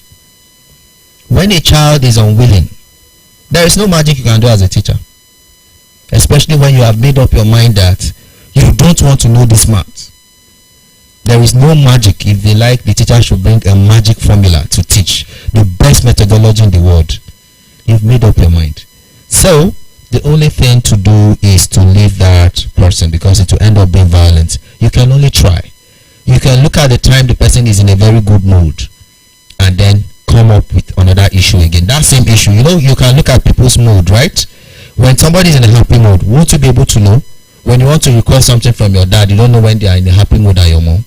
You know now, you know when to pinch that button that you can get your request. So you must always know if the person is not willing, then look at when the person is happy, and then you can bring up the issue. Am I understood? Because your major goal is to help. We must help humanity. The essence of this organization is to help what? Humanity. We don't know who this talk might help today, and that is it. Let me just add to what you have said. That's a very important question. So I think one other thing you can do is try to understand that individual. I wrote a book called Password. The truth is that for every individual, there's a certain way that you can handle that person. So you must learn that person, understand that person, to be able to know what approach to apply. There's some people that might be having issues. You talk to them, you scream at them, they will understand. But some that you can just keep quiet and ignore the person, and the person will understand. So the need for you to understand that person's total being will enable you know what approach to adopt so that you can help that individual. Because for me, there's nothing that cannot be taken care of. It just requires patience and then being able to understand the individual. Okay, I think you've learned from that too, right? Understand. No human being that does not have a password. Okay? There is no human being, even if he's a beast, the beast must have a password. So get people's password, and that is it. Okay,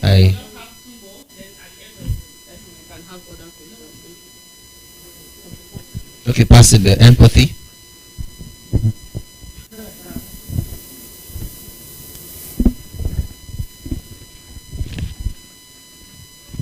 Okay, since we're talking about adolescents, what do you do when a teenager, someone who just clocks 13, comes to you and tells you he or she's tired of life all of a sudden? What's like the best option? Okay, let me tell you adolescence and puberty. Okay, there's a difference between what? Adolescence and puberty. What's the difference?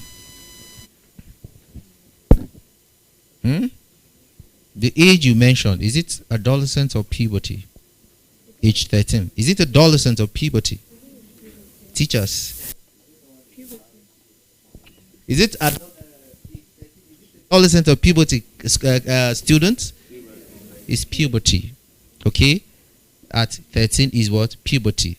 And that is the beginning of the manifestation of your hormonal imbalance. It is normal for the person to think useless at that point. Remember, I made mention of the limbic system. It has not grown. It's just at age 6, a child's brain has developed for 80%. However, there are certain areas of a brain that need coordination that has not reached to a level. That is why at age 6, you cannot tell a child that natural resources are those things that are made by nature. The child will ask you 1 million questions. To bring peace, tell him it are things that are being made by God. Period. Otherwise, no matter how you try to explain to the child, he won't be convinced what nature is. Just tell him God, and that's the end. So, at that level, it is normal for a child to think that way. That is why you need to be close to your mom or your dad and always express yourself. There are certain things that you're worried about. Discuss with somebody who you think can help, not somebody who will mislead you. Okay?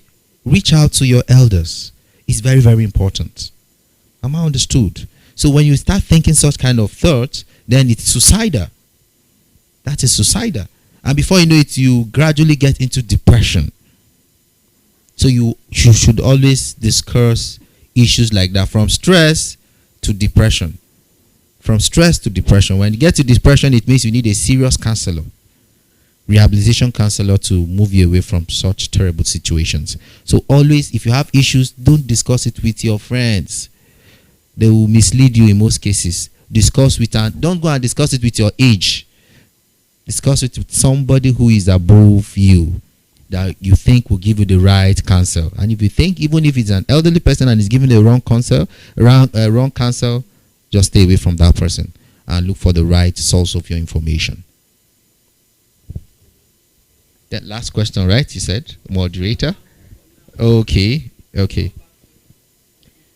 In a case where your parents don't necessarily have emotional intelligence and doesn't give you a safe space to communicate with them, and you have a problem but they don't feel it's a problem, how do you handle that? You have a counselor at school? Not really. Okay. But what about a teacher? You have a teacher who is very close, who is close, who you're close to, Yeah. because he's a bit dicey. Okay? You know what is happening these days is that we are so engaged, our parents are so engaged. Paying your school fees is high. It's really telling on them. Your father is working, your mother is working, and they are so preoccupied with their time. However, even in their time, they will need to balance. If they really want to get it right, they will need to what? Balance their work and their balance their work and their relationship. So in that case, if you have a counselor, you can discuss your issue with your counselor in school, and your parents can be invited. That's the only way. Or if you have elder brother of your mother, of your father, if they are in good term, not somebody that they are doing Iraq and Iran. So you can, discuss. Somebody you think your mother is very closer to. Okay? Very closer that you know. Or your counselor. And in most cases, in a school is safer because you can always call your counselors can call. I remember I was in a school where we ordered the governor to come for what happened, and the governor refused to come. I was sending somebody else. I told him that he wants to see the father, and he was not happy, and he came for something that was very pressing. Okay, so it happens that way because we needed the services of the father and not a third party, because it was a very serious issue. We've seen situations, Her Excellency, where we have kids with this self-injury disorder. If they are angry, the only way they can calm themselves is to and get something and be either hitting themselves or, getting themselves injured. So these are situations. So the only best way is to, tell your counselor, and your counselor can go a long way to help, to invite your parents to help you, because the essence of school is not for academic knowledge, but also to, look after your emotional and social well-being. Thank you.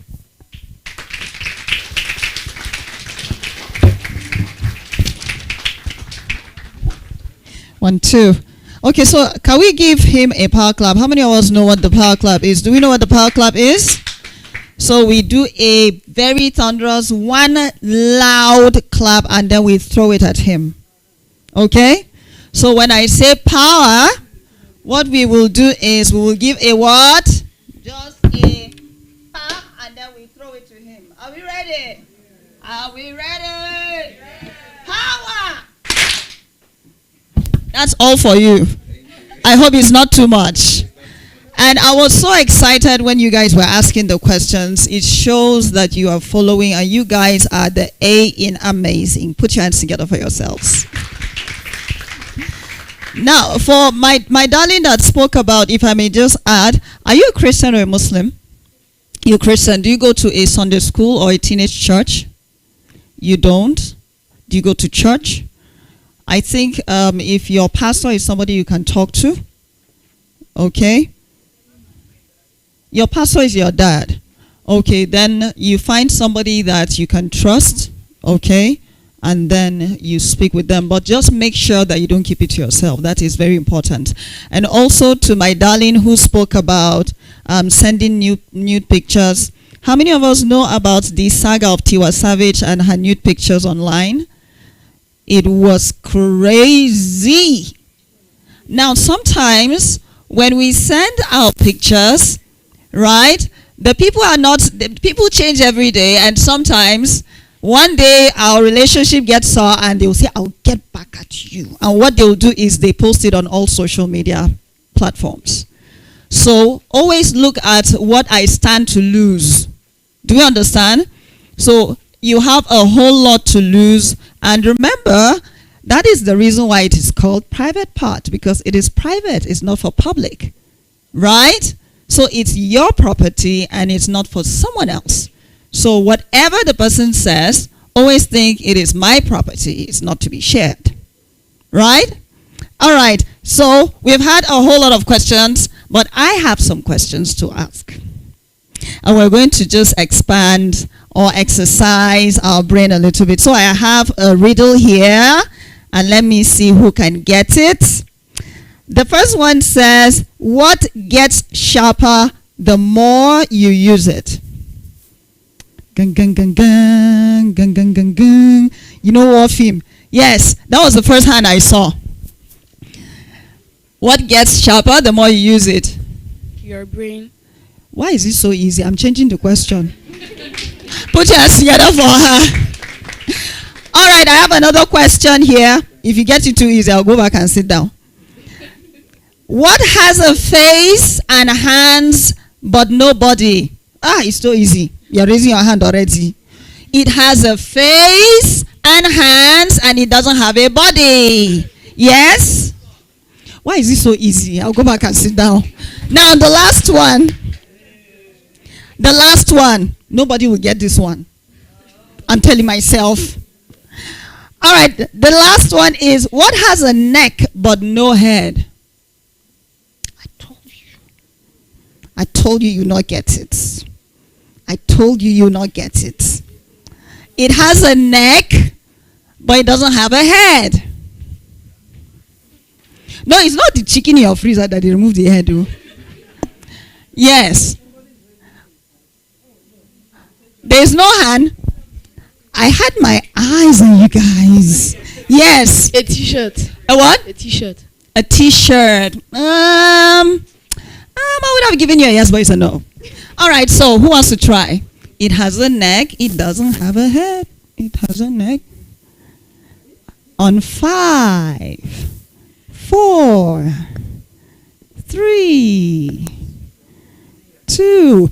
All of you are having family meeting on my riddle. 3, 2, and 1. It's actually a bottle. A bottle.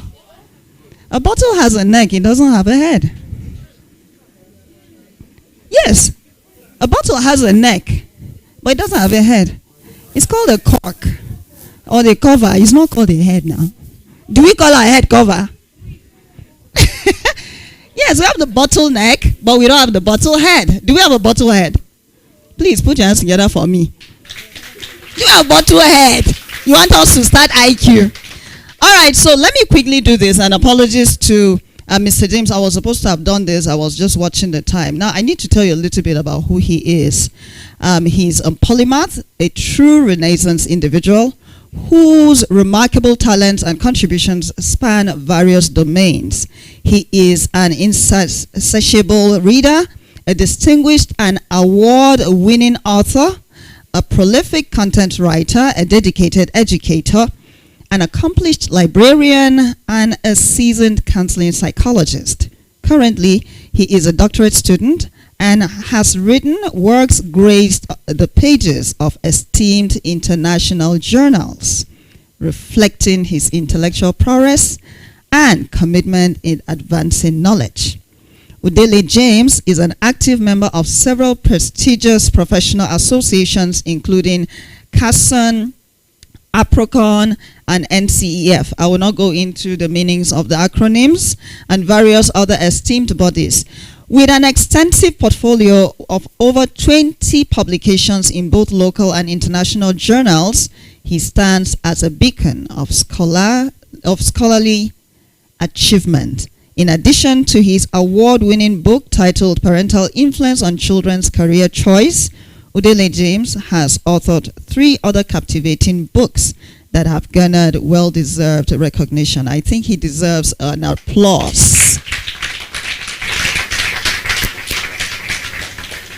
And to discuss on the next topic, which is navigating social media and online safety, addressing bullying and cyberbullying, I present to you a content marketer, a strategist who helps professionals and business owners establish their brands and increase visibility. She is also the Chief Operating Officer of the Young and Powerful Leadership Network. It is a global network where young people learn and develop leadership skills and become an authority in their field.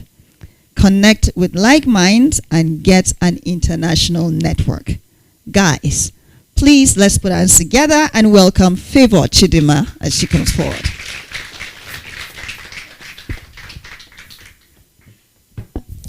Thank you. Thank you so much for that. So, I will want to begin with a question. Who here has not used, you have never used social media before, or you are not on social media? Oh, really? It's only one person, or how many people? I can see 2 hands raised. Okay. It shows that most of us use social media, right? We either use social media, we either watch a video, post content, research our assignments online, or just do 1 or 2 things with social media. Isn't that so? Some of us are even addictive to it. We scroll and we don't even know when 2 hours is passed because we're on social media, right? Social media has become one vital thing in our society and in our time today. Isn't that so? So before we continue, okay, this is why the topic today is very important, and that's navigating social media and online safety. When you talk about navigating social media, it has to do with how best can you use social media to your own advantage. How can you go about using social media to your own what? To your own what? Advantage. Thank you. So before I continue, I just want to really thank the organizers for this great event. Thank you, Her Excellency. Thank you for all the people that really put in their effort to make this a success. And to our photographers, thank you for doing a job well done. And to all the beautiful faces, I can see handsome, boys and beautiful girls seated in front of me. It's such an opportunity and such an honor to actually stand before you to talk. Who is excited as I am here? If you're excited, can I see your hands? It's only few people. I can see some people are even, do you want to doze off? Are you excited? Let your hands be longer than that of your neighbor. Very good. I'm also excited to be here. Okay, so it's good to know you are prepared. I can see jotters and pen, and I could see you jotting down some things while our previous speaker was, Mr. James was speaking, right? So you jotted down some things, and that's why we're going to still have another dose of value. Somebody say value. Very good. We're going to have another dose of value today. So please, can you show the slides?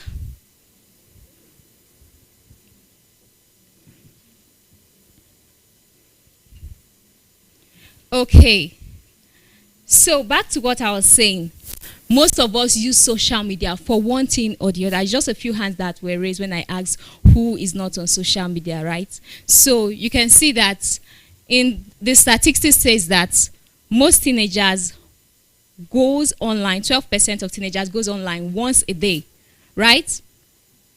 Goes online like once a day. I'm sure most of us go online multiple times in a day. So here shows that 12% goes online just once a day, 24% goes online weekly, while 56% goes online several times in a day. Who falls into this category, 56%? Who goes online several, don't lie you go online several times in a day. Even some people that goes online several times, they won't raise their hands. I can see you. Some people are shy to raise their hands. Okay, so 58% of teenagers has a smartphone. 30% has just a regular phone, maybe your Nokia Touchlight, for example.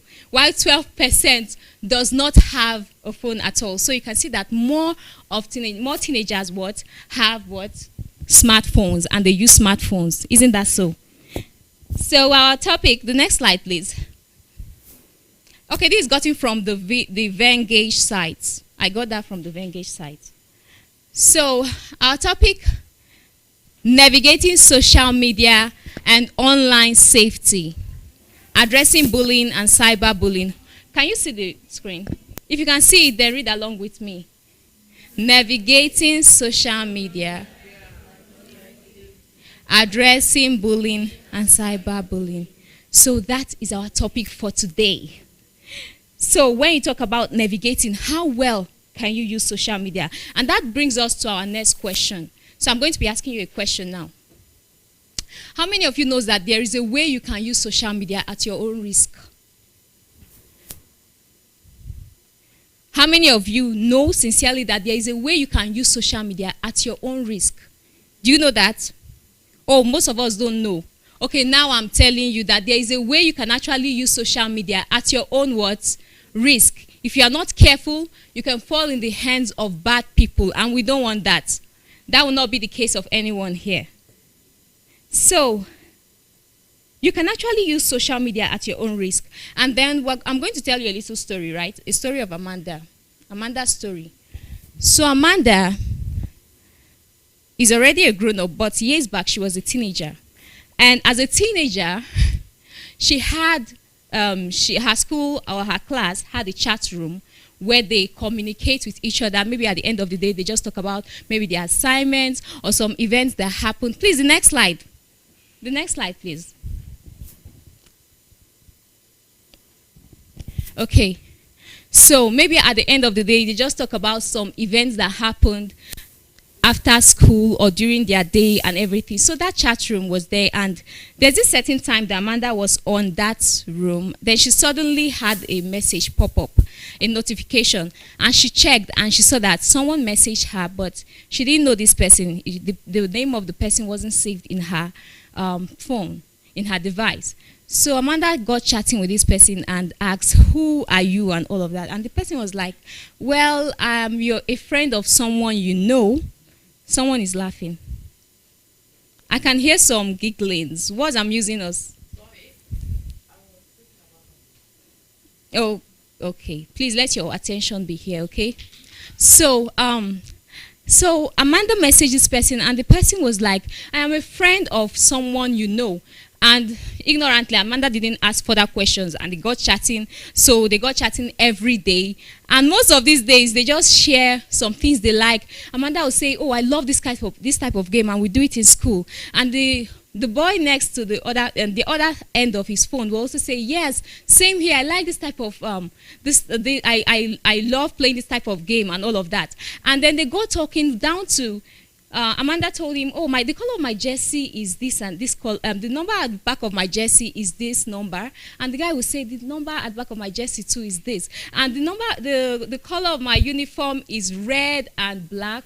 And the guy will also say, the color of my uniform is black and white. So they were conversating to the extent of telling him details about what she does on Monday, what she does on Tuesday, what she does on Wednesday, what she does on Thursday, and all of that. So this guy was taking notes. And unfortunately for Amanda, she didn't know that this person was actually a grown adult pretending to be a teenager. So she was telling him details about her day-to-day life. And he was taking notes. He was monitoring her. Whenever she goes out, he would monitor her. And that went on for some time. Until this unfortunate incident happened to Amanda. So this certain time, after church, she was supposed to go for her babysitting job. So she was walking across the road, and that road was quite lonely. And then this truck pulled over, and a man in the truck now asked her, sorry, are you Amanda? And she looked at the man. And before she knew what was going on, the man dragged her into the vehicle and took her to a place that she didn't even know, against her own will. And this man raped Amanda. And Amanda thought that she would not recover from it. So this incident was actually, traumatized her. And then, but the good thing about what happened was that she now channeled her message to informing people about, how the internet can be at your own risk if you don't know how to use it. And she channeled her energy into informing people that this is how to use the internet for your own safety, for your own good. And that was the good thing about the story. But none of us wants to be like Amanda, right? We don't want to be in a situation where we are held against our own will, right? Isn't that so?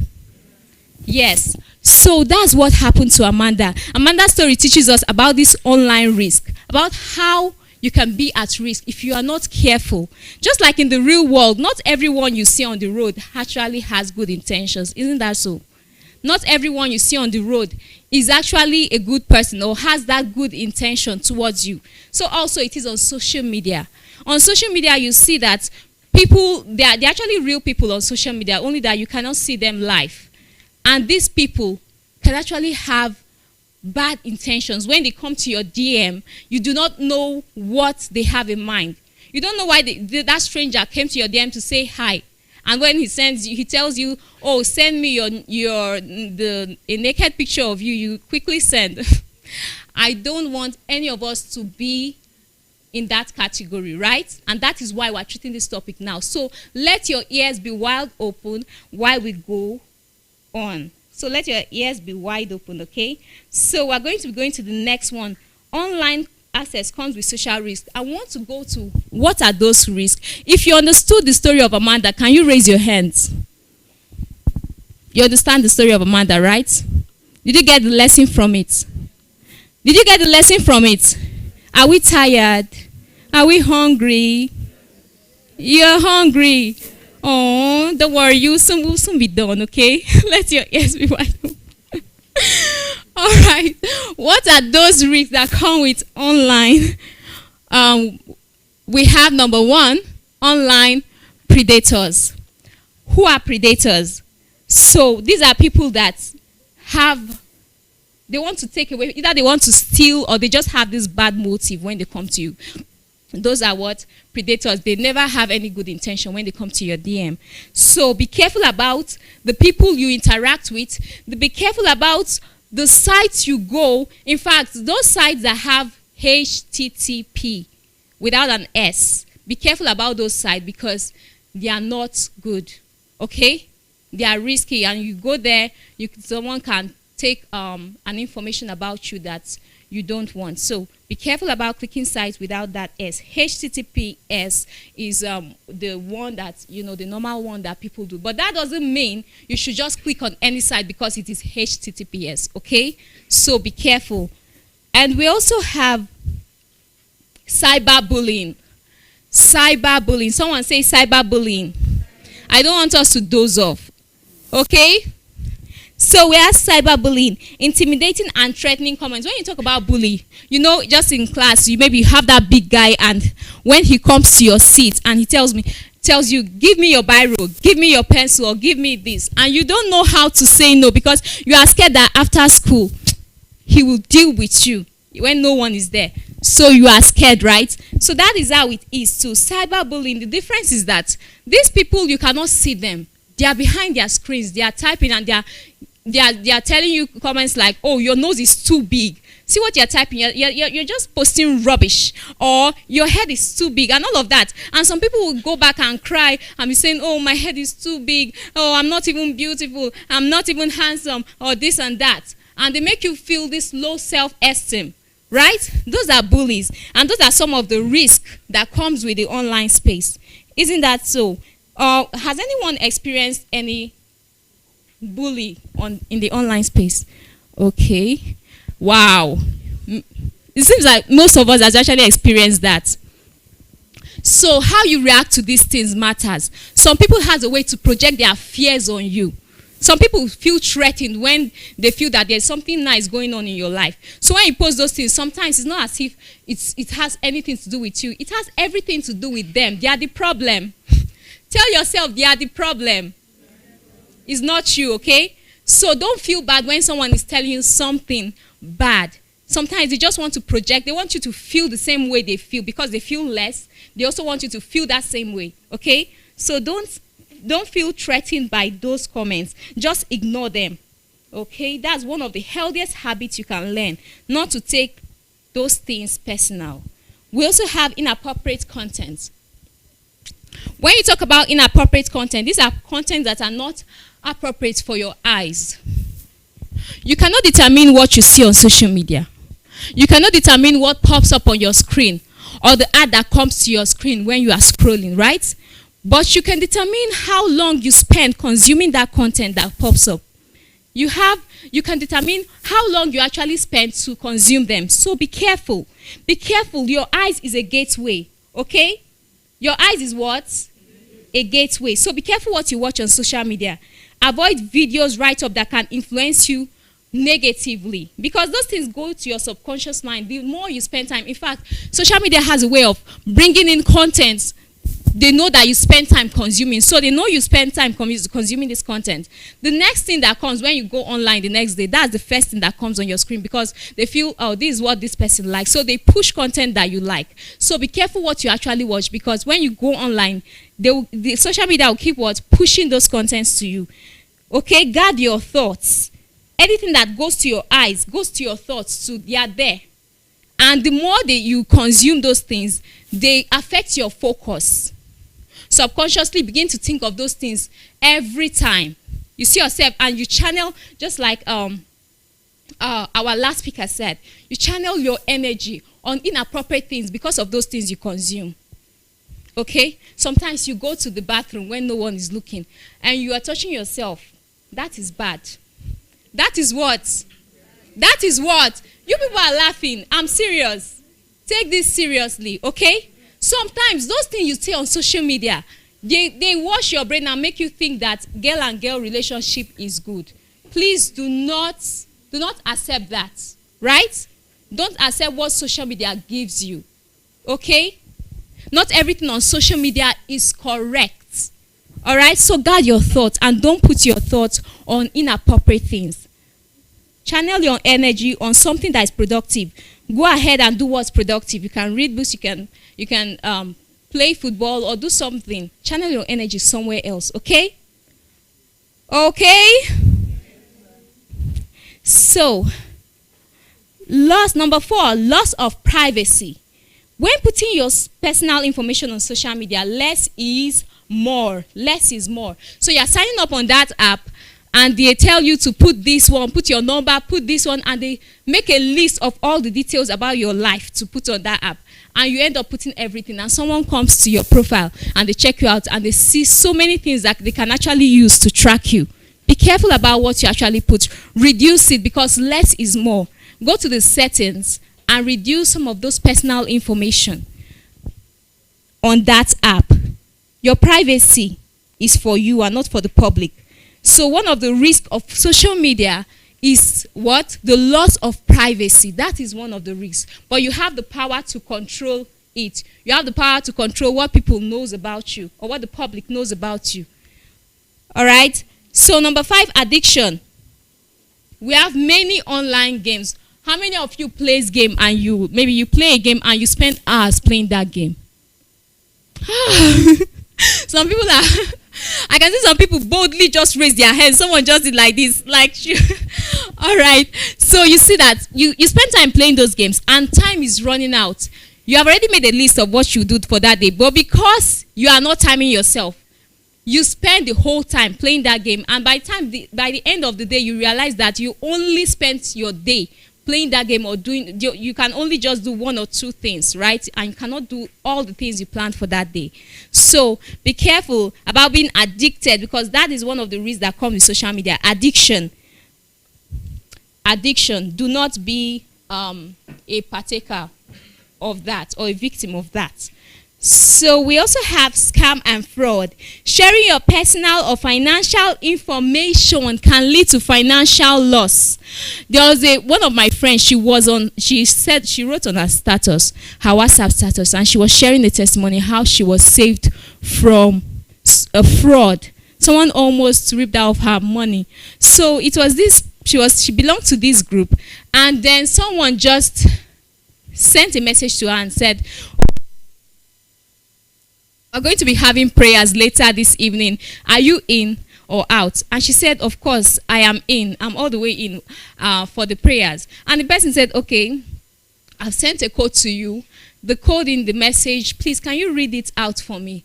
And she went to her message, and she was about to call in the code, but she realized that, you know that thing in WhatsApp that you could also see, she knew that it was not a normal code. She was seeing something like WhatsApp and all of that. So she knew that this was not a normal code. And she said, "Okay, I'll call you back," because she couldn't see it well. And when she called the call, she checked that code well, and she realized that it was her WhatsApp code that was sent to her. And that was how she had to call the person back and said, repent. You want to steal my money.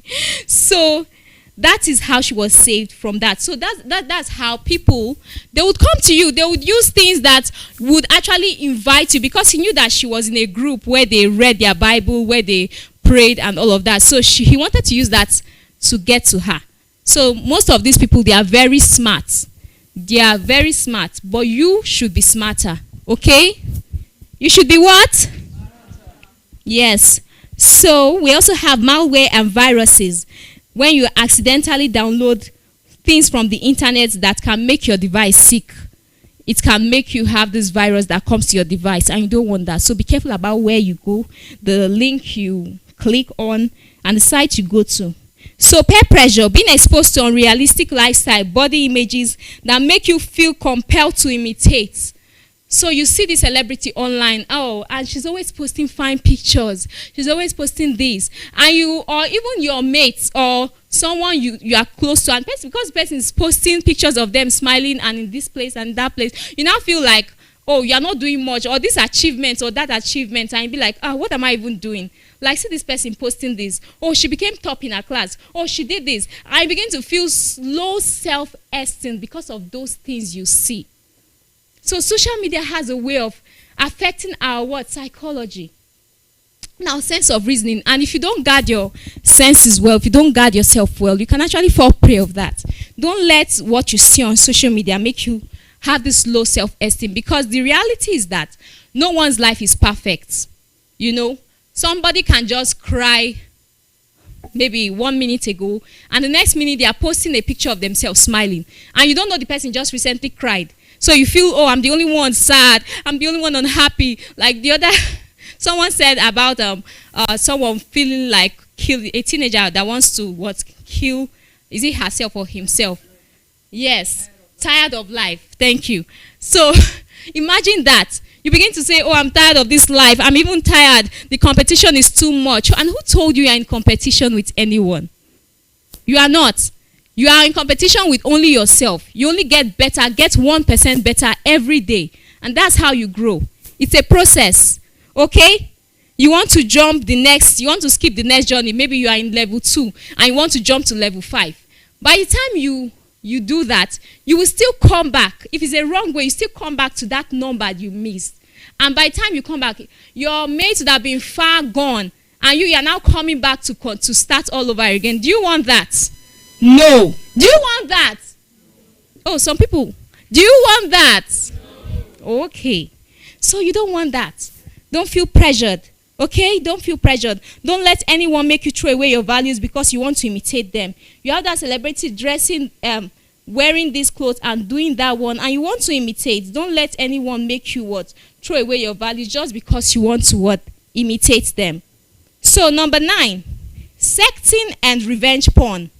What does this mean? Sexting and what? Revenge porn. Sending explicit images to someone, no matter who they are, be it your uncle, your this, your that, no matter who they are, do not send a picture or your private picture to someone else. Because sometimes you might say, oh, you trust this person can never post a picture of me. What if their device gets missing and someone else has access to it and posts your picture? What will you do? And sometimes these people can actually use these things against you. Someone that you don't know, you're sending to a stranger your private pictures. They can use it to blackmail you.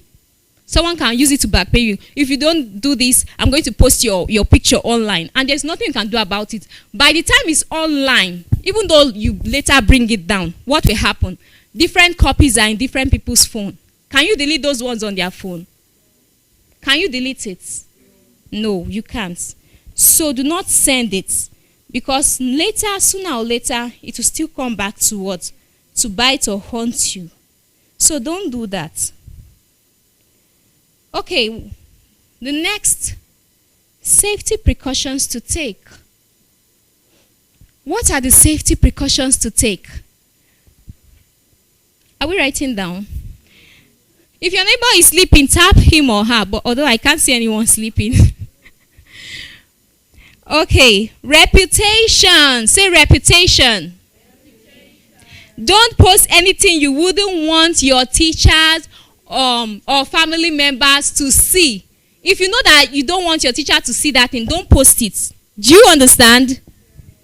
Do not post it because your actions has consequences. Never post anything illegal. It can be used against you in the future. There are some people that lost legal cases. Maybe someone took them in court. Maybe 15 years later, when they were teenagers, they posted a picture of themselves drinking and having fun and doing all those things. And when and maybe 15 years later, they had a court case. And they went to the court case. And that same thing they posted 15 years back was used against them in the court. And they lost that case. Do you want that to happen to you?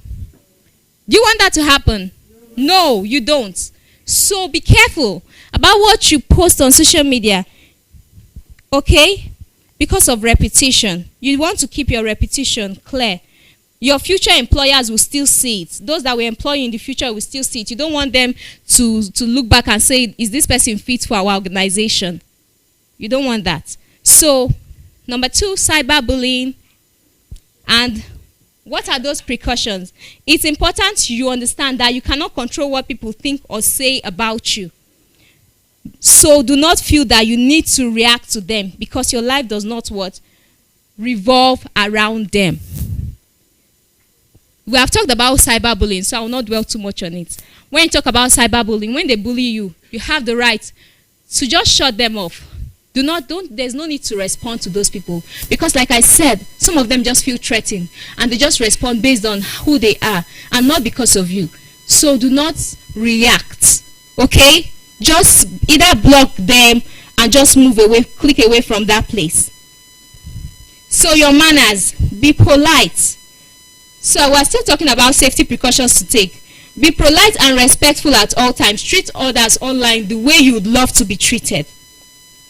So don't use the internet to attack someone's reputation. If you know that you don't like being cyberbullied, when I said who here has been ever been cyberbullied, most of us raised our hands, which means we know how it feels. Did it feel good when you saw a bad comment about you, or someone saying something bad about you online? Did it feel good? Did it feel good? So don't do that to someone else. Okay? Don't do that to someone else. Be careful how you talk about people on social media. Don't use social media to attack someone's reputation behind your screen because you feel, oh, this person cannot get me. So you do whatever you like. Don't. So don't use the internet to attack anyone's reputation because of what? You are behind your screen. Don't post to go viral also. Do not post to go viral. That's one of the manners to have. Some of you because you want to go viral, or because you see your mates going viral online, you too, you want to post your own. You know that this content is bad and you don't want your parents and teachers to see it. But because you want to go viral, you post that picture or you post that video. Don't do that, okay? Some people, because they want to go viral, they post all manner of things. And you can't delete it. Even though you delete it, copies are already in people's phones, people's devices. So be careful. All right? And when giving your views on social media, there are sometimes that it's good to have your own opinion. There's nothing bad. But when your opinion is now making everyone's opinion to look like stupid, you now make every other person's view look like it doesn't make any sense. That is bad. Give your opinion and let it be just your opinion. You don't need to make any other person feel bad about it. Okay? All right? All right? So be careful. Number 5, be careful. You can't believe everything you read and see online. I've said it before. There's a lot of incorrect and biased information. People sometimes behave differently online. No one will always portray themselves exactly the way they are offline. They will always want to put the best part of their life online. Do you understand? So not everything you see on social media is actually real. Okay? There are some people whose profiles are not even theirs. They just claim, maybe you see an African man putting a picture of a white person on his profile picture. And you go there, and when you go, sometimes, in fact, me myself, before I accept any friend request, I'll first of all click your profile and see what you've been posting. If I see only 1 or 2 posts, I won't even accept it.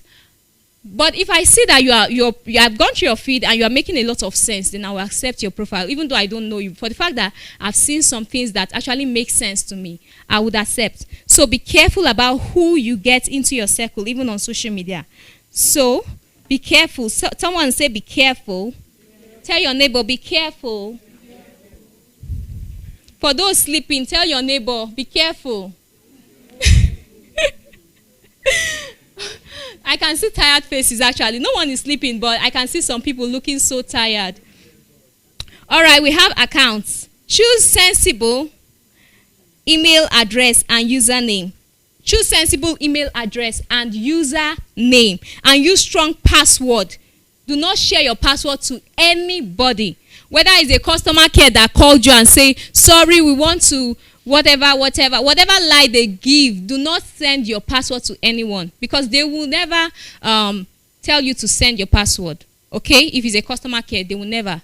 So do not send your password to anyone. Don't meet. Always choose offline connection first and foremost. Always choose what? Offline connection first and foremost. Do not meet anyone that's who have only been your friend with online. All right? So do not meet. Someone is there and someone met you online. And you people have been chatting for a while, maybe a month or 2 months.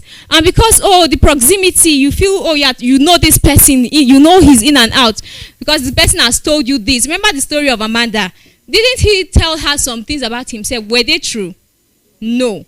So because of that, you now want to meet this person offline because you feel, I already know this person. I already know what he can do or what she can do. And who told you you know? You don't know anything. about it. So please do not meet anyone online, offline. Offline connections is better. Like, you know yourselves now, right? You are not scared of your neighbor because you know him or her. She's probably in your class or he's probably in your class. So that connection is much more safer. Do not accept messages and friend requests from people who you do not know. Check their feed first, their profile first, before you accept. Okay? And do not accept to give out your personal details on someone you're just meeting online. Do not accept it. Now, number 9 is tell an adult if anything happens online that you do not like. There are some things that are beyond your control. And there are some things that, especially when you are someone that words easily get to you. And you feel this, someone says, oh, you have a big nose, and you start feeling, oh, I'm not even beautiful. See how my head is big, or see how my this. Do not. If you know you cannot handle it, tell an adult. Tell someone you trust. You have your Sunday school teacher, or you have your parents, or you have that uncle or aunt that you can actually communicate to better, right? So communicate those fears, those concerns, those things that are beyond your control. Please endeavor to communicate them. Don't allow it to affect you. Then number 10, unplug. Balance your screen time and green time. Okay? Green time is when you connect with people physically. Balance it. Get outdoors, play, interact. Okay? Face to face. Don't be on screen 24/7. And how do you know that you are addicted? Who can tell me? How do you know you are addicted to the social media? How? Okay.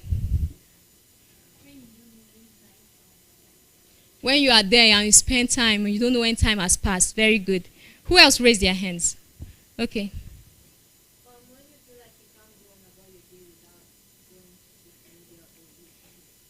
Yes, when you feel that, oh, you just can't do a day without going online. And who else? Someone raised their hands at the back. Who did I see? Are you shy? Okay, those 2 answers are great. So, how do you know you're actually addicted? When you are on the dining table and you are pressing your phone, you cannot keep that thing and eat. That is how you know that you're actually addicted. Keep your phone and eat your food. When you're done with what you're doing, you can actually go back to your screen. Your phone is not running away. Also, maybe when you wake up and the first thing you check is your phone. Is that what you're meant to do? Mr. James says something, right? That when you wake up, what's the first thing you do? You pray, not checking your screen or your phone to see that message. Oh, that message that your crush sent to you. And you want to reply them sharp. Please pray. Okay? Okay? Okay, our next reasons to put down your phone. Why should you put down your phone? Number 1, it lowers concentration. Having your phone out while doing your homework or revision can reduce your performance by 20%. So you should put down your phone because it actually lowers your concentration. Now you want to do your assignment, you don't know you've spent hours on your screen. So put down that phone. Number 2, wrap your view of reality. No one is as happy as they seem on social media and as wise as they appear on Twitter, on TikTok. Don't let anyone define what winning is to you. Tell your neighbor, do not let anyone define what winning is to you. Again, do not let anyone define what winning is to you. Don't let anyone define what winning is to you. Don't compare yourself with anyone. How you begin to make another person define winning to you is when you begin to compare yourself with that person. Be 1% better every day. Be better every day. And that's how you grow. Now, number 3, increases FOMO. Reasons why you should put down your phone: because of the fear of missing out. Oh, you want to see that next thing that your friend will post. You want to see that next thing that celebrity will post. You want to see that next thing that this person will post. So the fear of missing out or the compulsive need to know what others are doing leads to worse moods and increased anxiety. Because sometimes you unconsciously do it. You just want to know what's next. and you go online and you spend hours there, and you don't know when time has gone. And this can lead to anxiety. You are seeing pictures, you are seeing things, and you begin to feel left out. Don't do that. Remember that people post their best on social media. You don't see what's happened behind the screen. Okay? So the next slide, please. The next slide. Number 4. It increases stress and anxiety. Okay, overuse of mobile phones leads to increased anxiety, the feeling of loneliness and low self-esteem. So the reliance on your mobile phone can cause irritation. It can make you sick or frustrated. It can make you impatient. Some of you begin to behave when someone maybe your parents calls you or your mom calls you, begin to you are already perplexed. You are easily worn out. You easily feel offended just because of all those things happening inside of you. So be careful. Don't let it influence you. The feeling of loneliness. So you should put your phone down to reduce that stress. Calm your nerves. Calm your what? Nerves by putting down your phone. Then number 5, reduces memory. Instant messages are distracting and often lead to forgetfulness.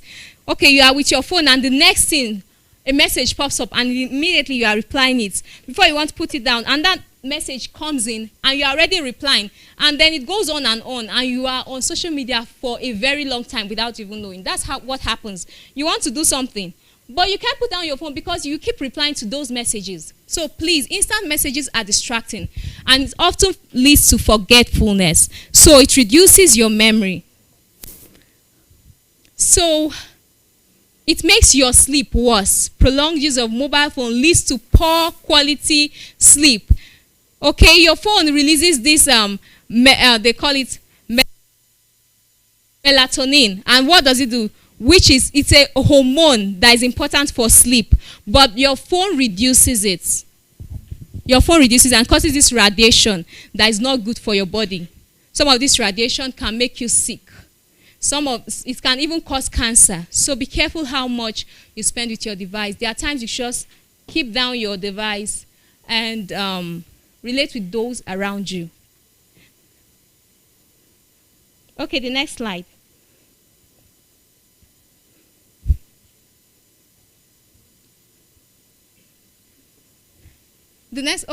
How to stop and handle cyberbullying. Number 1, I already said this one. Log off and block that person. Say log off and block that person. So log off that person on the site where bullying is happening. Know that people want to project their fears on others. So log off. Do not mind them. Number 2, block the emails or messages. Don't respond to them. Block it to keep your senses safe. Number 3, save the message or email and show an adult. If it's something that you feel you cannot handle, like I said, please show an adult. Okay, don't keep it in yourself.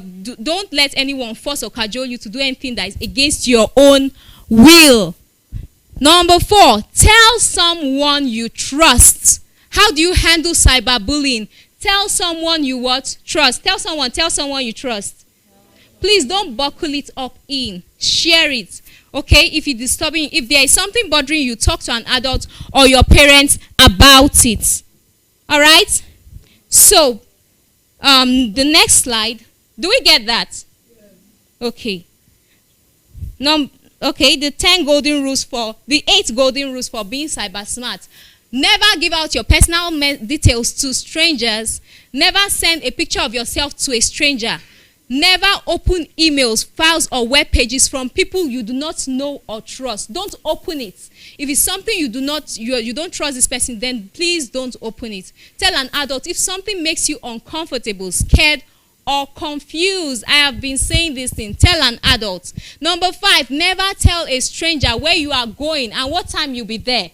If you must post, it should be when you have gone out of that scene. If you must post, please. Don't tell a stranger where you are going or what time you'll be there. Don't share details about your life with others online. There are some things that are private, and please keep it private. Do not use mean, rude language online. Treat people the way you want to be treated. Don't insult them when you don't want to be insulted. Number 8, do not buy or order anything online without what? and adult supervision. Okay? Okay? There are some things that when you want to order online, tell your parents, tell your guardian before you do that, because it's not everything on social media that's actually true. You can pay for that thing and it becomes something that you will never see that thing. It's never be delivered to you because you can't locate the person. Okay? So before you buy something online, tell an adult. What to do productively. Okay, we don't have time for that. Okay, I'll just run through it. What to do productively with I think the teaching will not be complete if we don't say that. What do you do productively with social media? So I've seen a 13-year-old write a book, and I read through that book. I scanned through it, and I saw the things. It wasn't a perfect book, but it was really creative. You could see her pouring out. It was very creative, okay? So sometimes it doesn't have to be perfect. To be productive on social media, it doesn't have to be a perfect journey. So she wrote a book about how she topped the class, a book about hard work and all of that. When it comes to being productive, age is less of a factor here. Age is less of a factor. Number one, connection and communication. It helps you to connect with your family members. You can connect with your friends. That's an advantage. It helps you to explore your creativity and self-expression. So you read a book. You can share it on social media. Okay? You have this experience that you feel people will benefit from. If there's a lesson attached to it, you can share it if it's not private, please. So it shows that you are intellectual. Okay? There are genuine people that are actually looking for talented people online. They are genuine people. So when you showcase your talent on social media, you attract those good people towards you. So post things that are intellectual. Be creative about it. Okay? So it's also you can also use it for social media as a free marketing outlet. You can use social media as a free marketing outlet. Just like the 13-year-old I told you about. If the girl wants to sell her book on social media, she can actually do it because she has already written that book. You see, she can sell it. That's what the advantage that social media gives you. Okay? Do you understand? Number 3, educational opportunities. So you can search about the career you want. For the educational opportunities, you can have access to responsible and quality education. There are people online that post quality things. They are public figures. Sometimes they might not even be so popular. But these people actually post good content and you consume them every day and it changes your mindset. Because everything begins in the mind. So when you follow those people, you learn from them. So you enhance on your skill by paying for some of those trusts. Maybe they sell a course online, right? Some of them do sell some course online. So you follow this person for some time and you've seen that they are people of value, that whatever they post, you learn something from it. And they put up this course and they say pay maybe 2,000, maybe 3,000. You can tell your parents, I want to learn from this person, and they'll pay for you, right? And you learn from these people. So take advantage of social media. Educational opportunities. Number 4, future career benefits. So you can research more about the career path that you want to take. Maybe even your dream university, okay? So that's the advantage that social guidance from your parents when doing this. Let them be your guide when you are confused, okay? So future career benefits. That is one thing you can use with social media. Then up to date with the latest information. Example, the insecurity of Nigeria. We all know about the insecurity of Nigeria, right? So we are all up to date with that because we have access to this social media, right? So up to date with information. So you will now be more careful when you go out, who you interact with, because you know that you want to be safe. So we're going to read a contract, a social media contract binding all of us. And let's stand up as we read it because we are coming to a close already. Let's all stand up. This contract is binding all of us. And your voice should be louder than that of your neighbor. Do you hear me? Yes. So, all right. Are you seeing it? Hope you are seeing it clearly. Okay, I'm going to say it and you're going to repeat after me.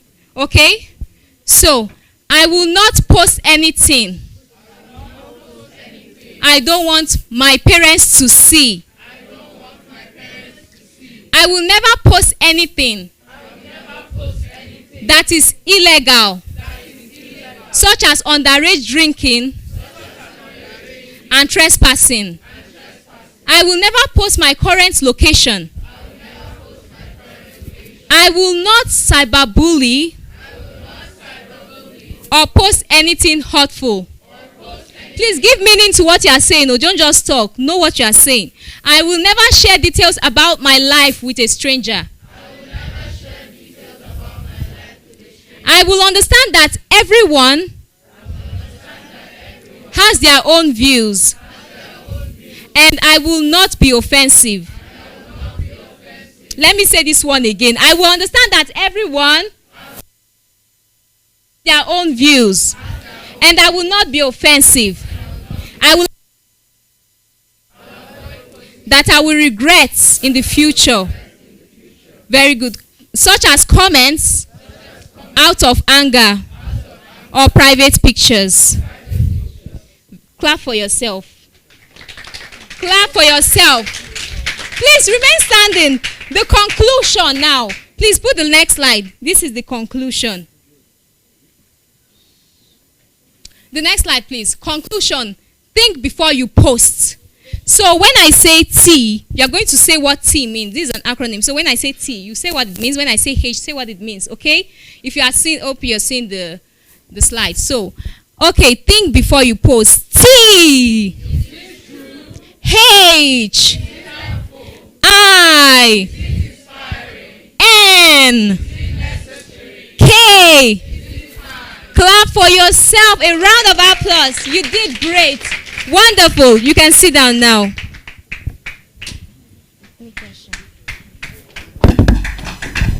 I think we can do that better. Can we put our hands together for her? And let me just quickly share this in case you don't know that the federal government, that's the Nigeria's government, is so concerned about the issue of cyberbullying. And if you are actually found bullying and the person reports to the authorities, you could actually be fined up to 2 million naira, or you could spend up to a year in prison. So that is how serious the issue of cyberbullying is. Do we understand? So you have a right to raise an issue if somebody is bullying you online, and the person actually has a right as well if you bully them online. So let's be careful. Thank you so much again for such an amazing time we've had. So I know that we're all tired, but if you can have 2 questions from each side, if you have any questions, one on this topic before we, sorry, this side and this side. not based on school now. Yes, we're all one under the same roof. So do we have any questions? In 5, 4, 3, 2, 1. All right, so that has passed. Okay, so quickly from the same sides, but this time around based on school, I'm going to take one person who will tell us what is that woo moment that you had that you will never forget.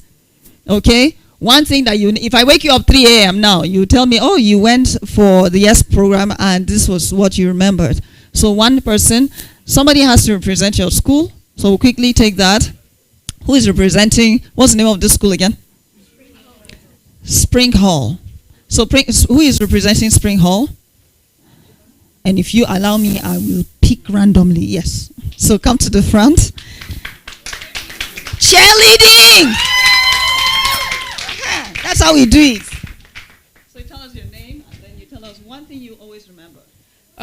My name is Deborah Iyamu, and I will always remember the cyberbullying slides about how you should think before you post. Don't post things that are inappropriate and so on. Thank you. Woohoo! And the school that came, so who is representing the school that came third when you came, when the program was, that's, okay, so who is representing? Yes, my darling, please come. Cheerleading! Why are you guys quiet? You want us to just pass like air, like, no. All right, so let the whole hall put our hands together for her. Cheerleading! All right. So as she comes forward to tell us one thing you will never forget about this whole program today. What's the name of the school? Sasco International School. My name is Tomilola Jimo, and I'll always remember never to send my nudes to anyone. Awesome. All right, and who is rapping? Who is rapping? All right, my darling, come. Are you serious right now?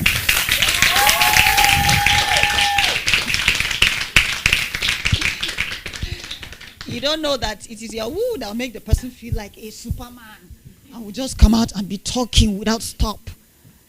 All right, my darling. Okay, my name is Zafur Emma from Life for Scholars Academy, and today the one thing I've picked out that I will never forget is that I shouldn't let anyone define my idea of winning, and I should be emotionally intelligent to the point that I understand myself, my strengths, and my weaknesses. I should be self-aware and understand that I am good the way I am and understand what I can improve in myself. So no one else should set the standards for me. I'm competing with myself and myself alone. Thank you. Let me tell you how all the representatives sounded when they came out here. Have you ever watched any video of the TED Talks? Like the TED Talk? Yeah, you guys look amazing and you sound like you are the A in amazing. Let's put that together for them one more time. So I'm going to hand over to Her Excellency for her own word. So before she comes, there was one thing that let me not forget. When we were doing this, what's it now? That's the commitment, right? Some of us don't talk about ourselves on social media, but we talk about our parents when they're flying out of the country, when they're back, and that is so risky. So it might not be your information, it might be an information about your parents. Please don't talk to anybody about your parents' whereabouts, right? For their safety and yours as well. So not just your information, your loved ones as well. So please, a round of applause to Her Excellency. Thank you very much, Dale. You know, as I'm standing here and I'm looking at each and every one of you, and I see hope. I see individuals that are ready to take the mantle of leadership. You are not here accidentally, you are not here by mistake. A lot have been said, and I want to, on that note, first of all, appreciate Mr. James. That was, in fact, I'm so excited that I sat in this section because I myself have learned so much, and I don't know whether you've learned anything. Something that will help your destiny, your journey of life. That was massive. That was explosive. And that was also the A in the amazing. Please put your hands together for Mr. James. And of course for favor. My God, my God. In fact, what we'll have to do as an NGO is that we'll have to make this lecture available so that we can send to the schools, so that even the teachers will help us go through it. Wodi is passionate about the youth. The Y.E.S program is intentionally organized for you. What have come out of this section is something that, please, I want to appeal to you. Go home, and then if you get hold of the lecture notes, go through it again and study, because your life, your future is in your hand. The season and the period we find ourselves is a season where you must be intentional about almost everything. You are here. You are going back to your school. You are going back to your home. You need to be able to be intentional to make sure that what we did this afternoon or from morning till now will have a lot to affect you positively. I often tell people, when I have the privilege of going anywhere or finding myself in any function, I always will ask myself, what am I going home with? So I want to ask you, what are you going home from this section? Be intentional about it. I see great minds. I see great talents. I see great people. But how you run with it, the teachers can do so much. Your parents can do so much. but the truth is that you are the one that is sitting in that driver's seat. That was something that Mr. James said. Because nothing can ever happen to you if you don't think it, if you don't dream it. You have to what? Think it, you have to dream it, and you have to see it. Before now, I never knew at some point I'll be the first lady or one-time first lady of Imo State. But at some point in my life, I thought about it. I dreamt it. I saw it.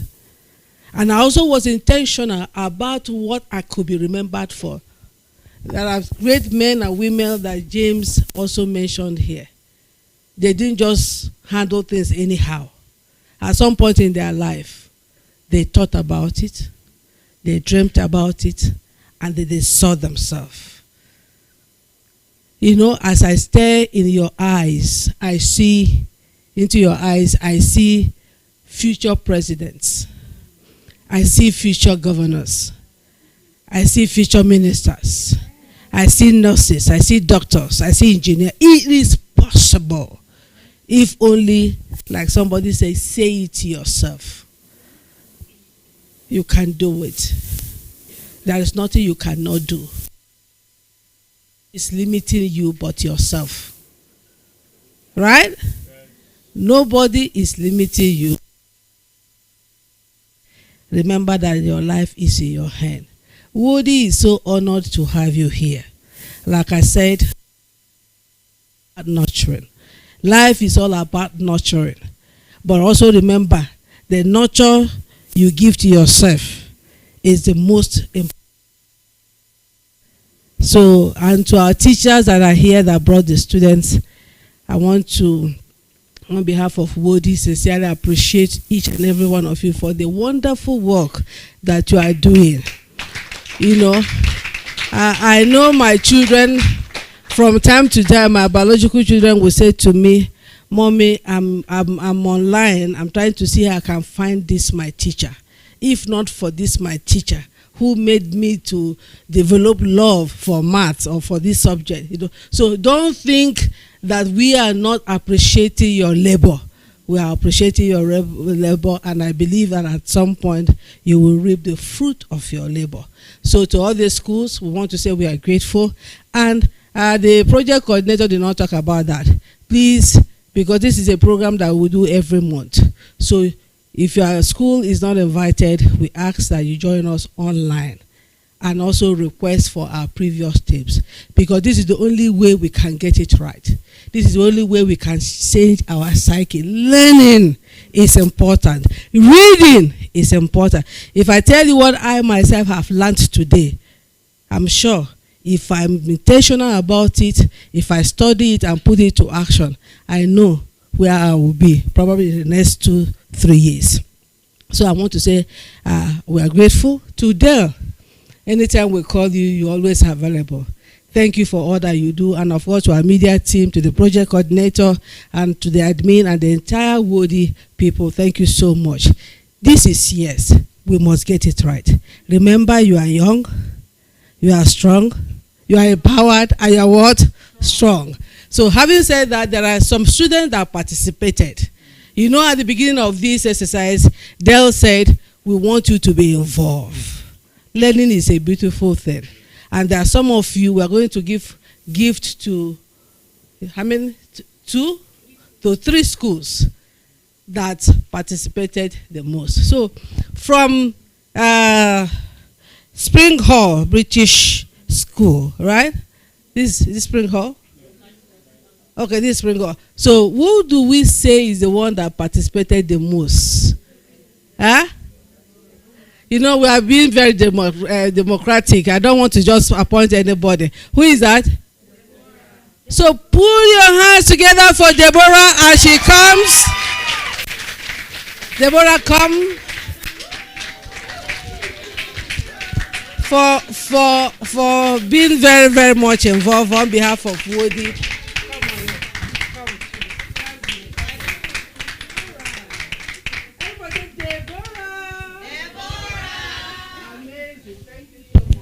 And then from Light Force School Academy. Who do we say participated the most?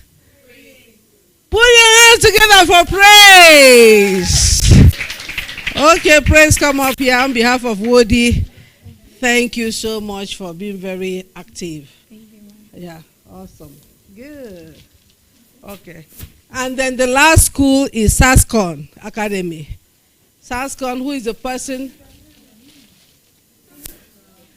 Huh? Temi Lola, please come. Put your hands together for Temi.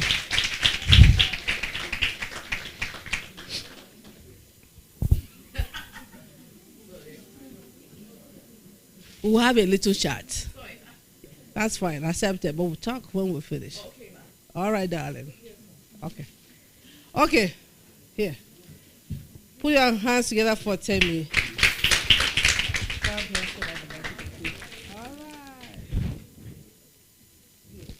So we have a token that we want to give to some schools.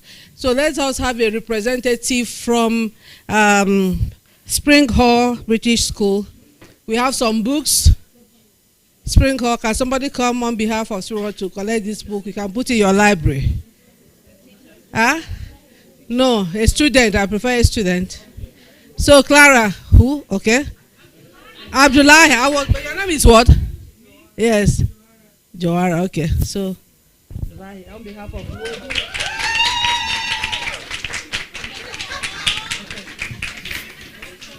Okay, for Light Force.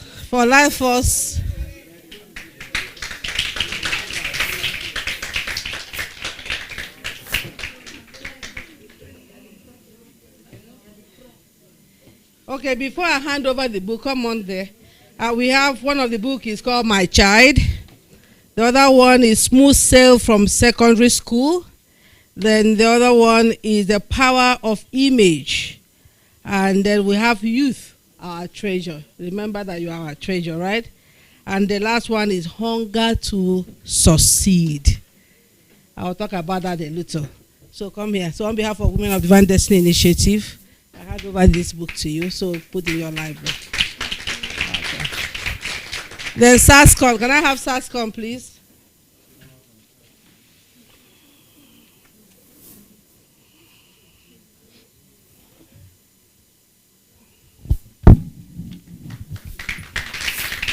So this is for your library. Thank you so much. All right. The last book says Hunger to Succeed. How many of you here want to succeed in life? Okay, before we talk about success, how many of you know what you want to become in life? Right? How hungry are you about it? Huh? How hungry? Because it depends on how hungry you are. How hungry? But not just being hungry. Do you know what it requires? For you to be hungry, it means, what? So for you to be successful, you have to have that hunger. And that hunger is work. Right?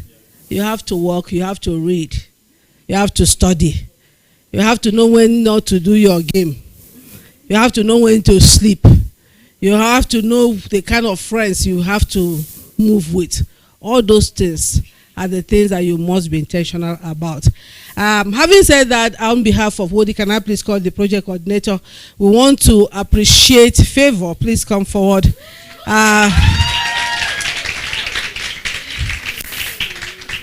I don't know what to say, but that was an area that we all are so much concerned about, and I want to say that you did justice to it.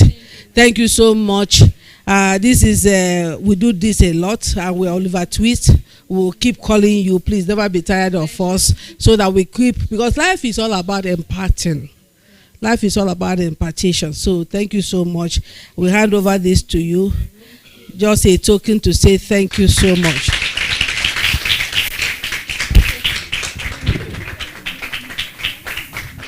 Thank you very much. And so for Mr. James Ode. Is that the wow. Woo! Thank you. So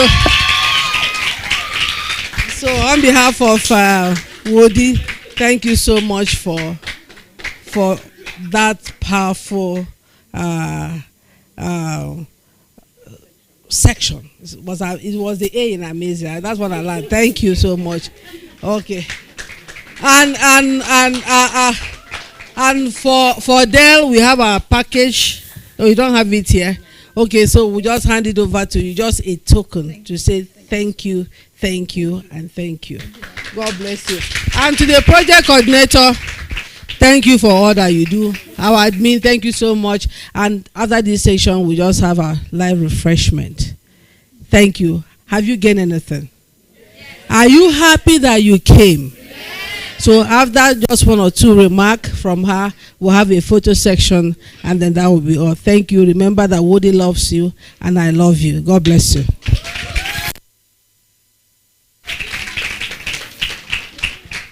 Let's put our hands together once again. Once again, let's put our hands together. For ourselves, for the program, for ourselves, for the moderator, and also our speakers. Put your hands together. Thank you very much. Okay, yes, they said we should do the power clap. So when I say power, what do we do? The power clap, right? Power! Is that's what I want to ask. Is it to me? It's to me, right? It's to me, right? Amazing speakers and the host of this program and our moderator. Power! Okay, let's do power. Okay, we are going to do for you, right? So, power. Is that enough for you?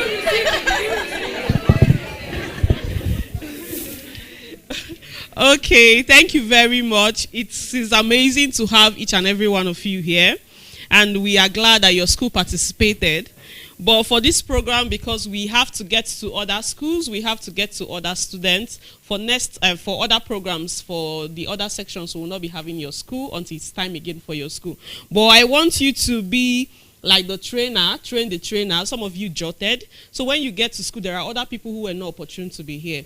You can as well just give them a little tip of what you learned from here. Because it's really wonderful to be emotionally intelligent. Is not something we develop in a day. And also navigating social media and bullying. So I hope that you don't just take it into your jota and abandon it. Both at home, your friends, your loved ones, your siblings, just share with them. So I just want to say thank you to everyone. And we have the Y.E.S program every month. But because December, we know that most of you will be writing your exams. We will not be having any section in December. But from January, we'll be resuming. And I hope you remind your school that even if you're not participating, that you can join us online. So if you look at the backdrop, you will see our social media platform. So you can just write this down. Because we know that each and every one of you here go to social media. So when you're on your Instagram, just remember to check Wodi. And for our Instagram, it is Wodi_NGO. What's our Instagram handle? Wodi_NGO. Thank you very much. For our Facebook, it is Wodi_NGO. What's our Facebook handle? Wodi_NGO. Then our YouTube, we have the Women of Divine Destiny Initiate. The TV is not there, so 9676.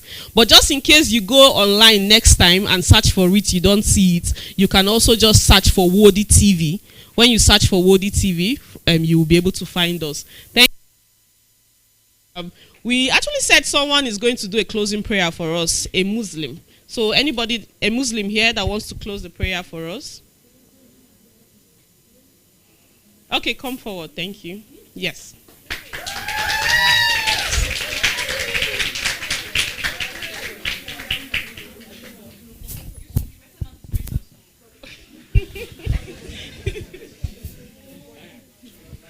أعوذ بالله من الشيطان الرجيم بسم الله الرحمن الرحيم الحمد لله رب العالمين الرحمن الرحيم مالك يوم الدين إياك نعبد وإياك نستعين اهدنا الصراط المستقيم صراط الذين أنعمت عليهم غير المغضوب عليهم ولا الضالين آمين.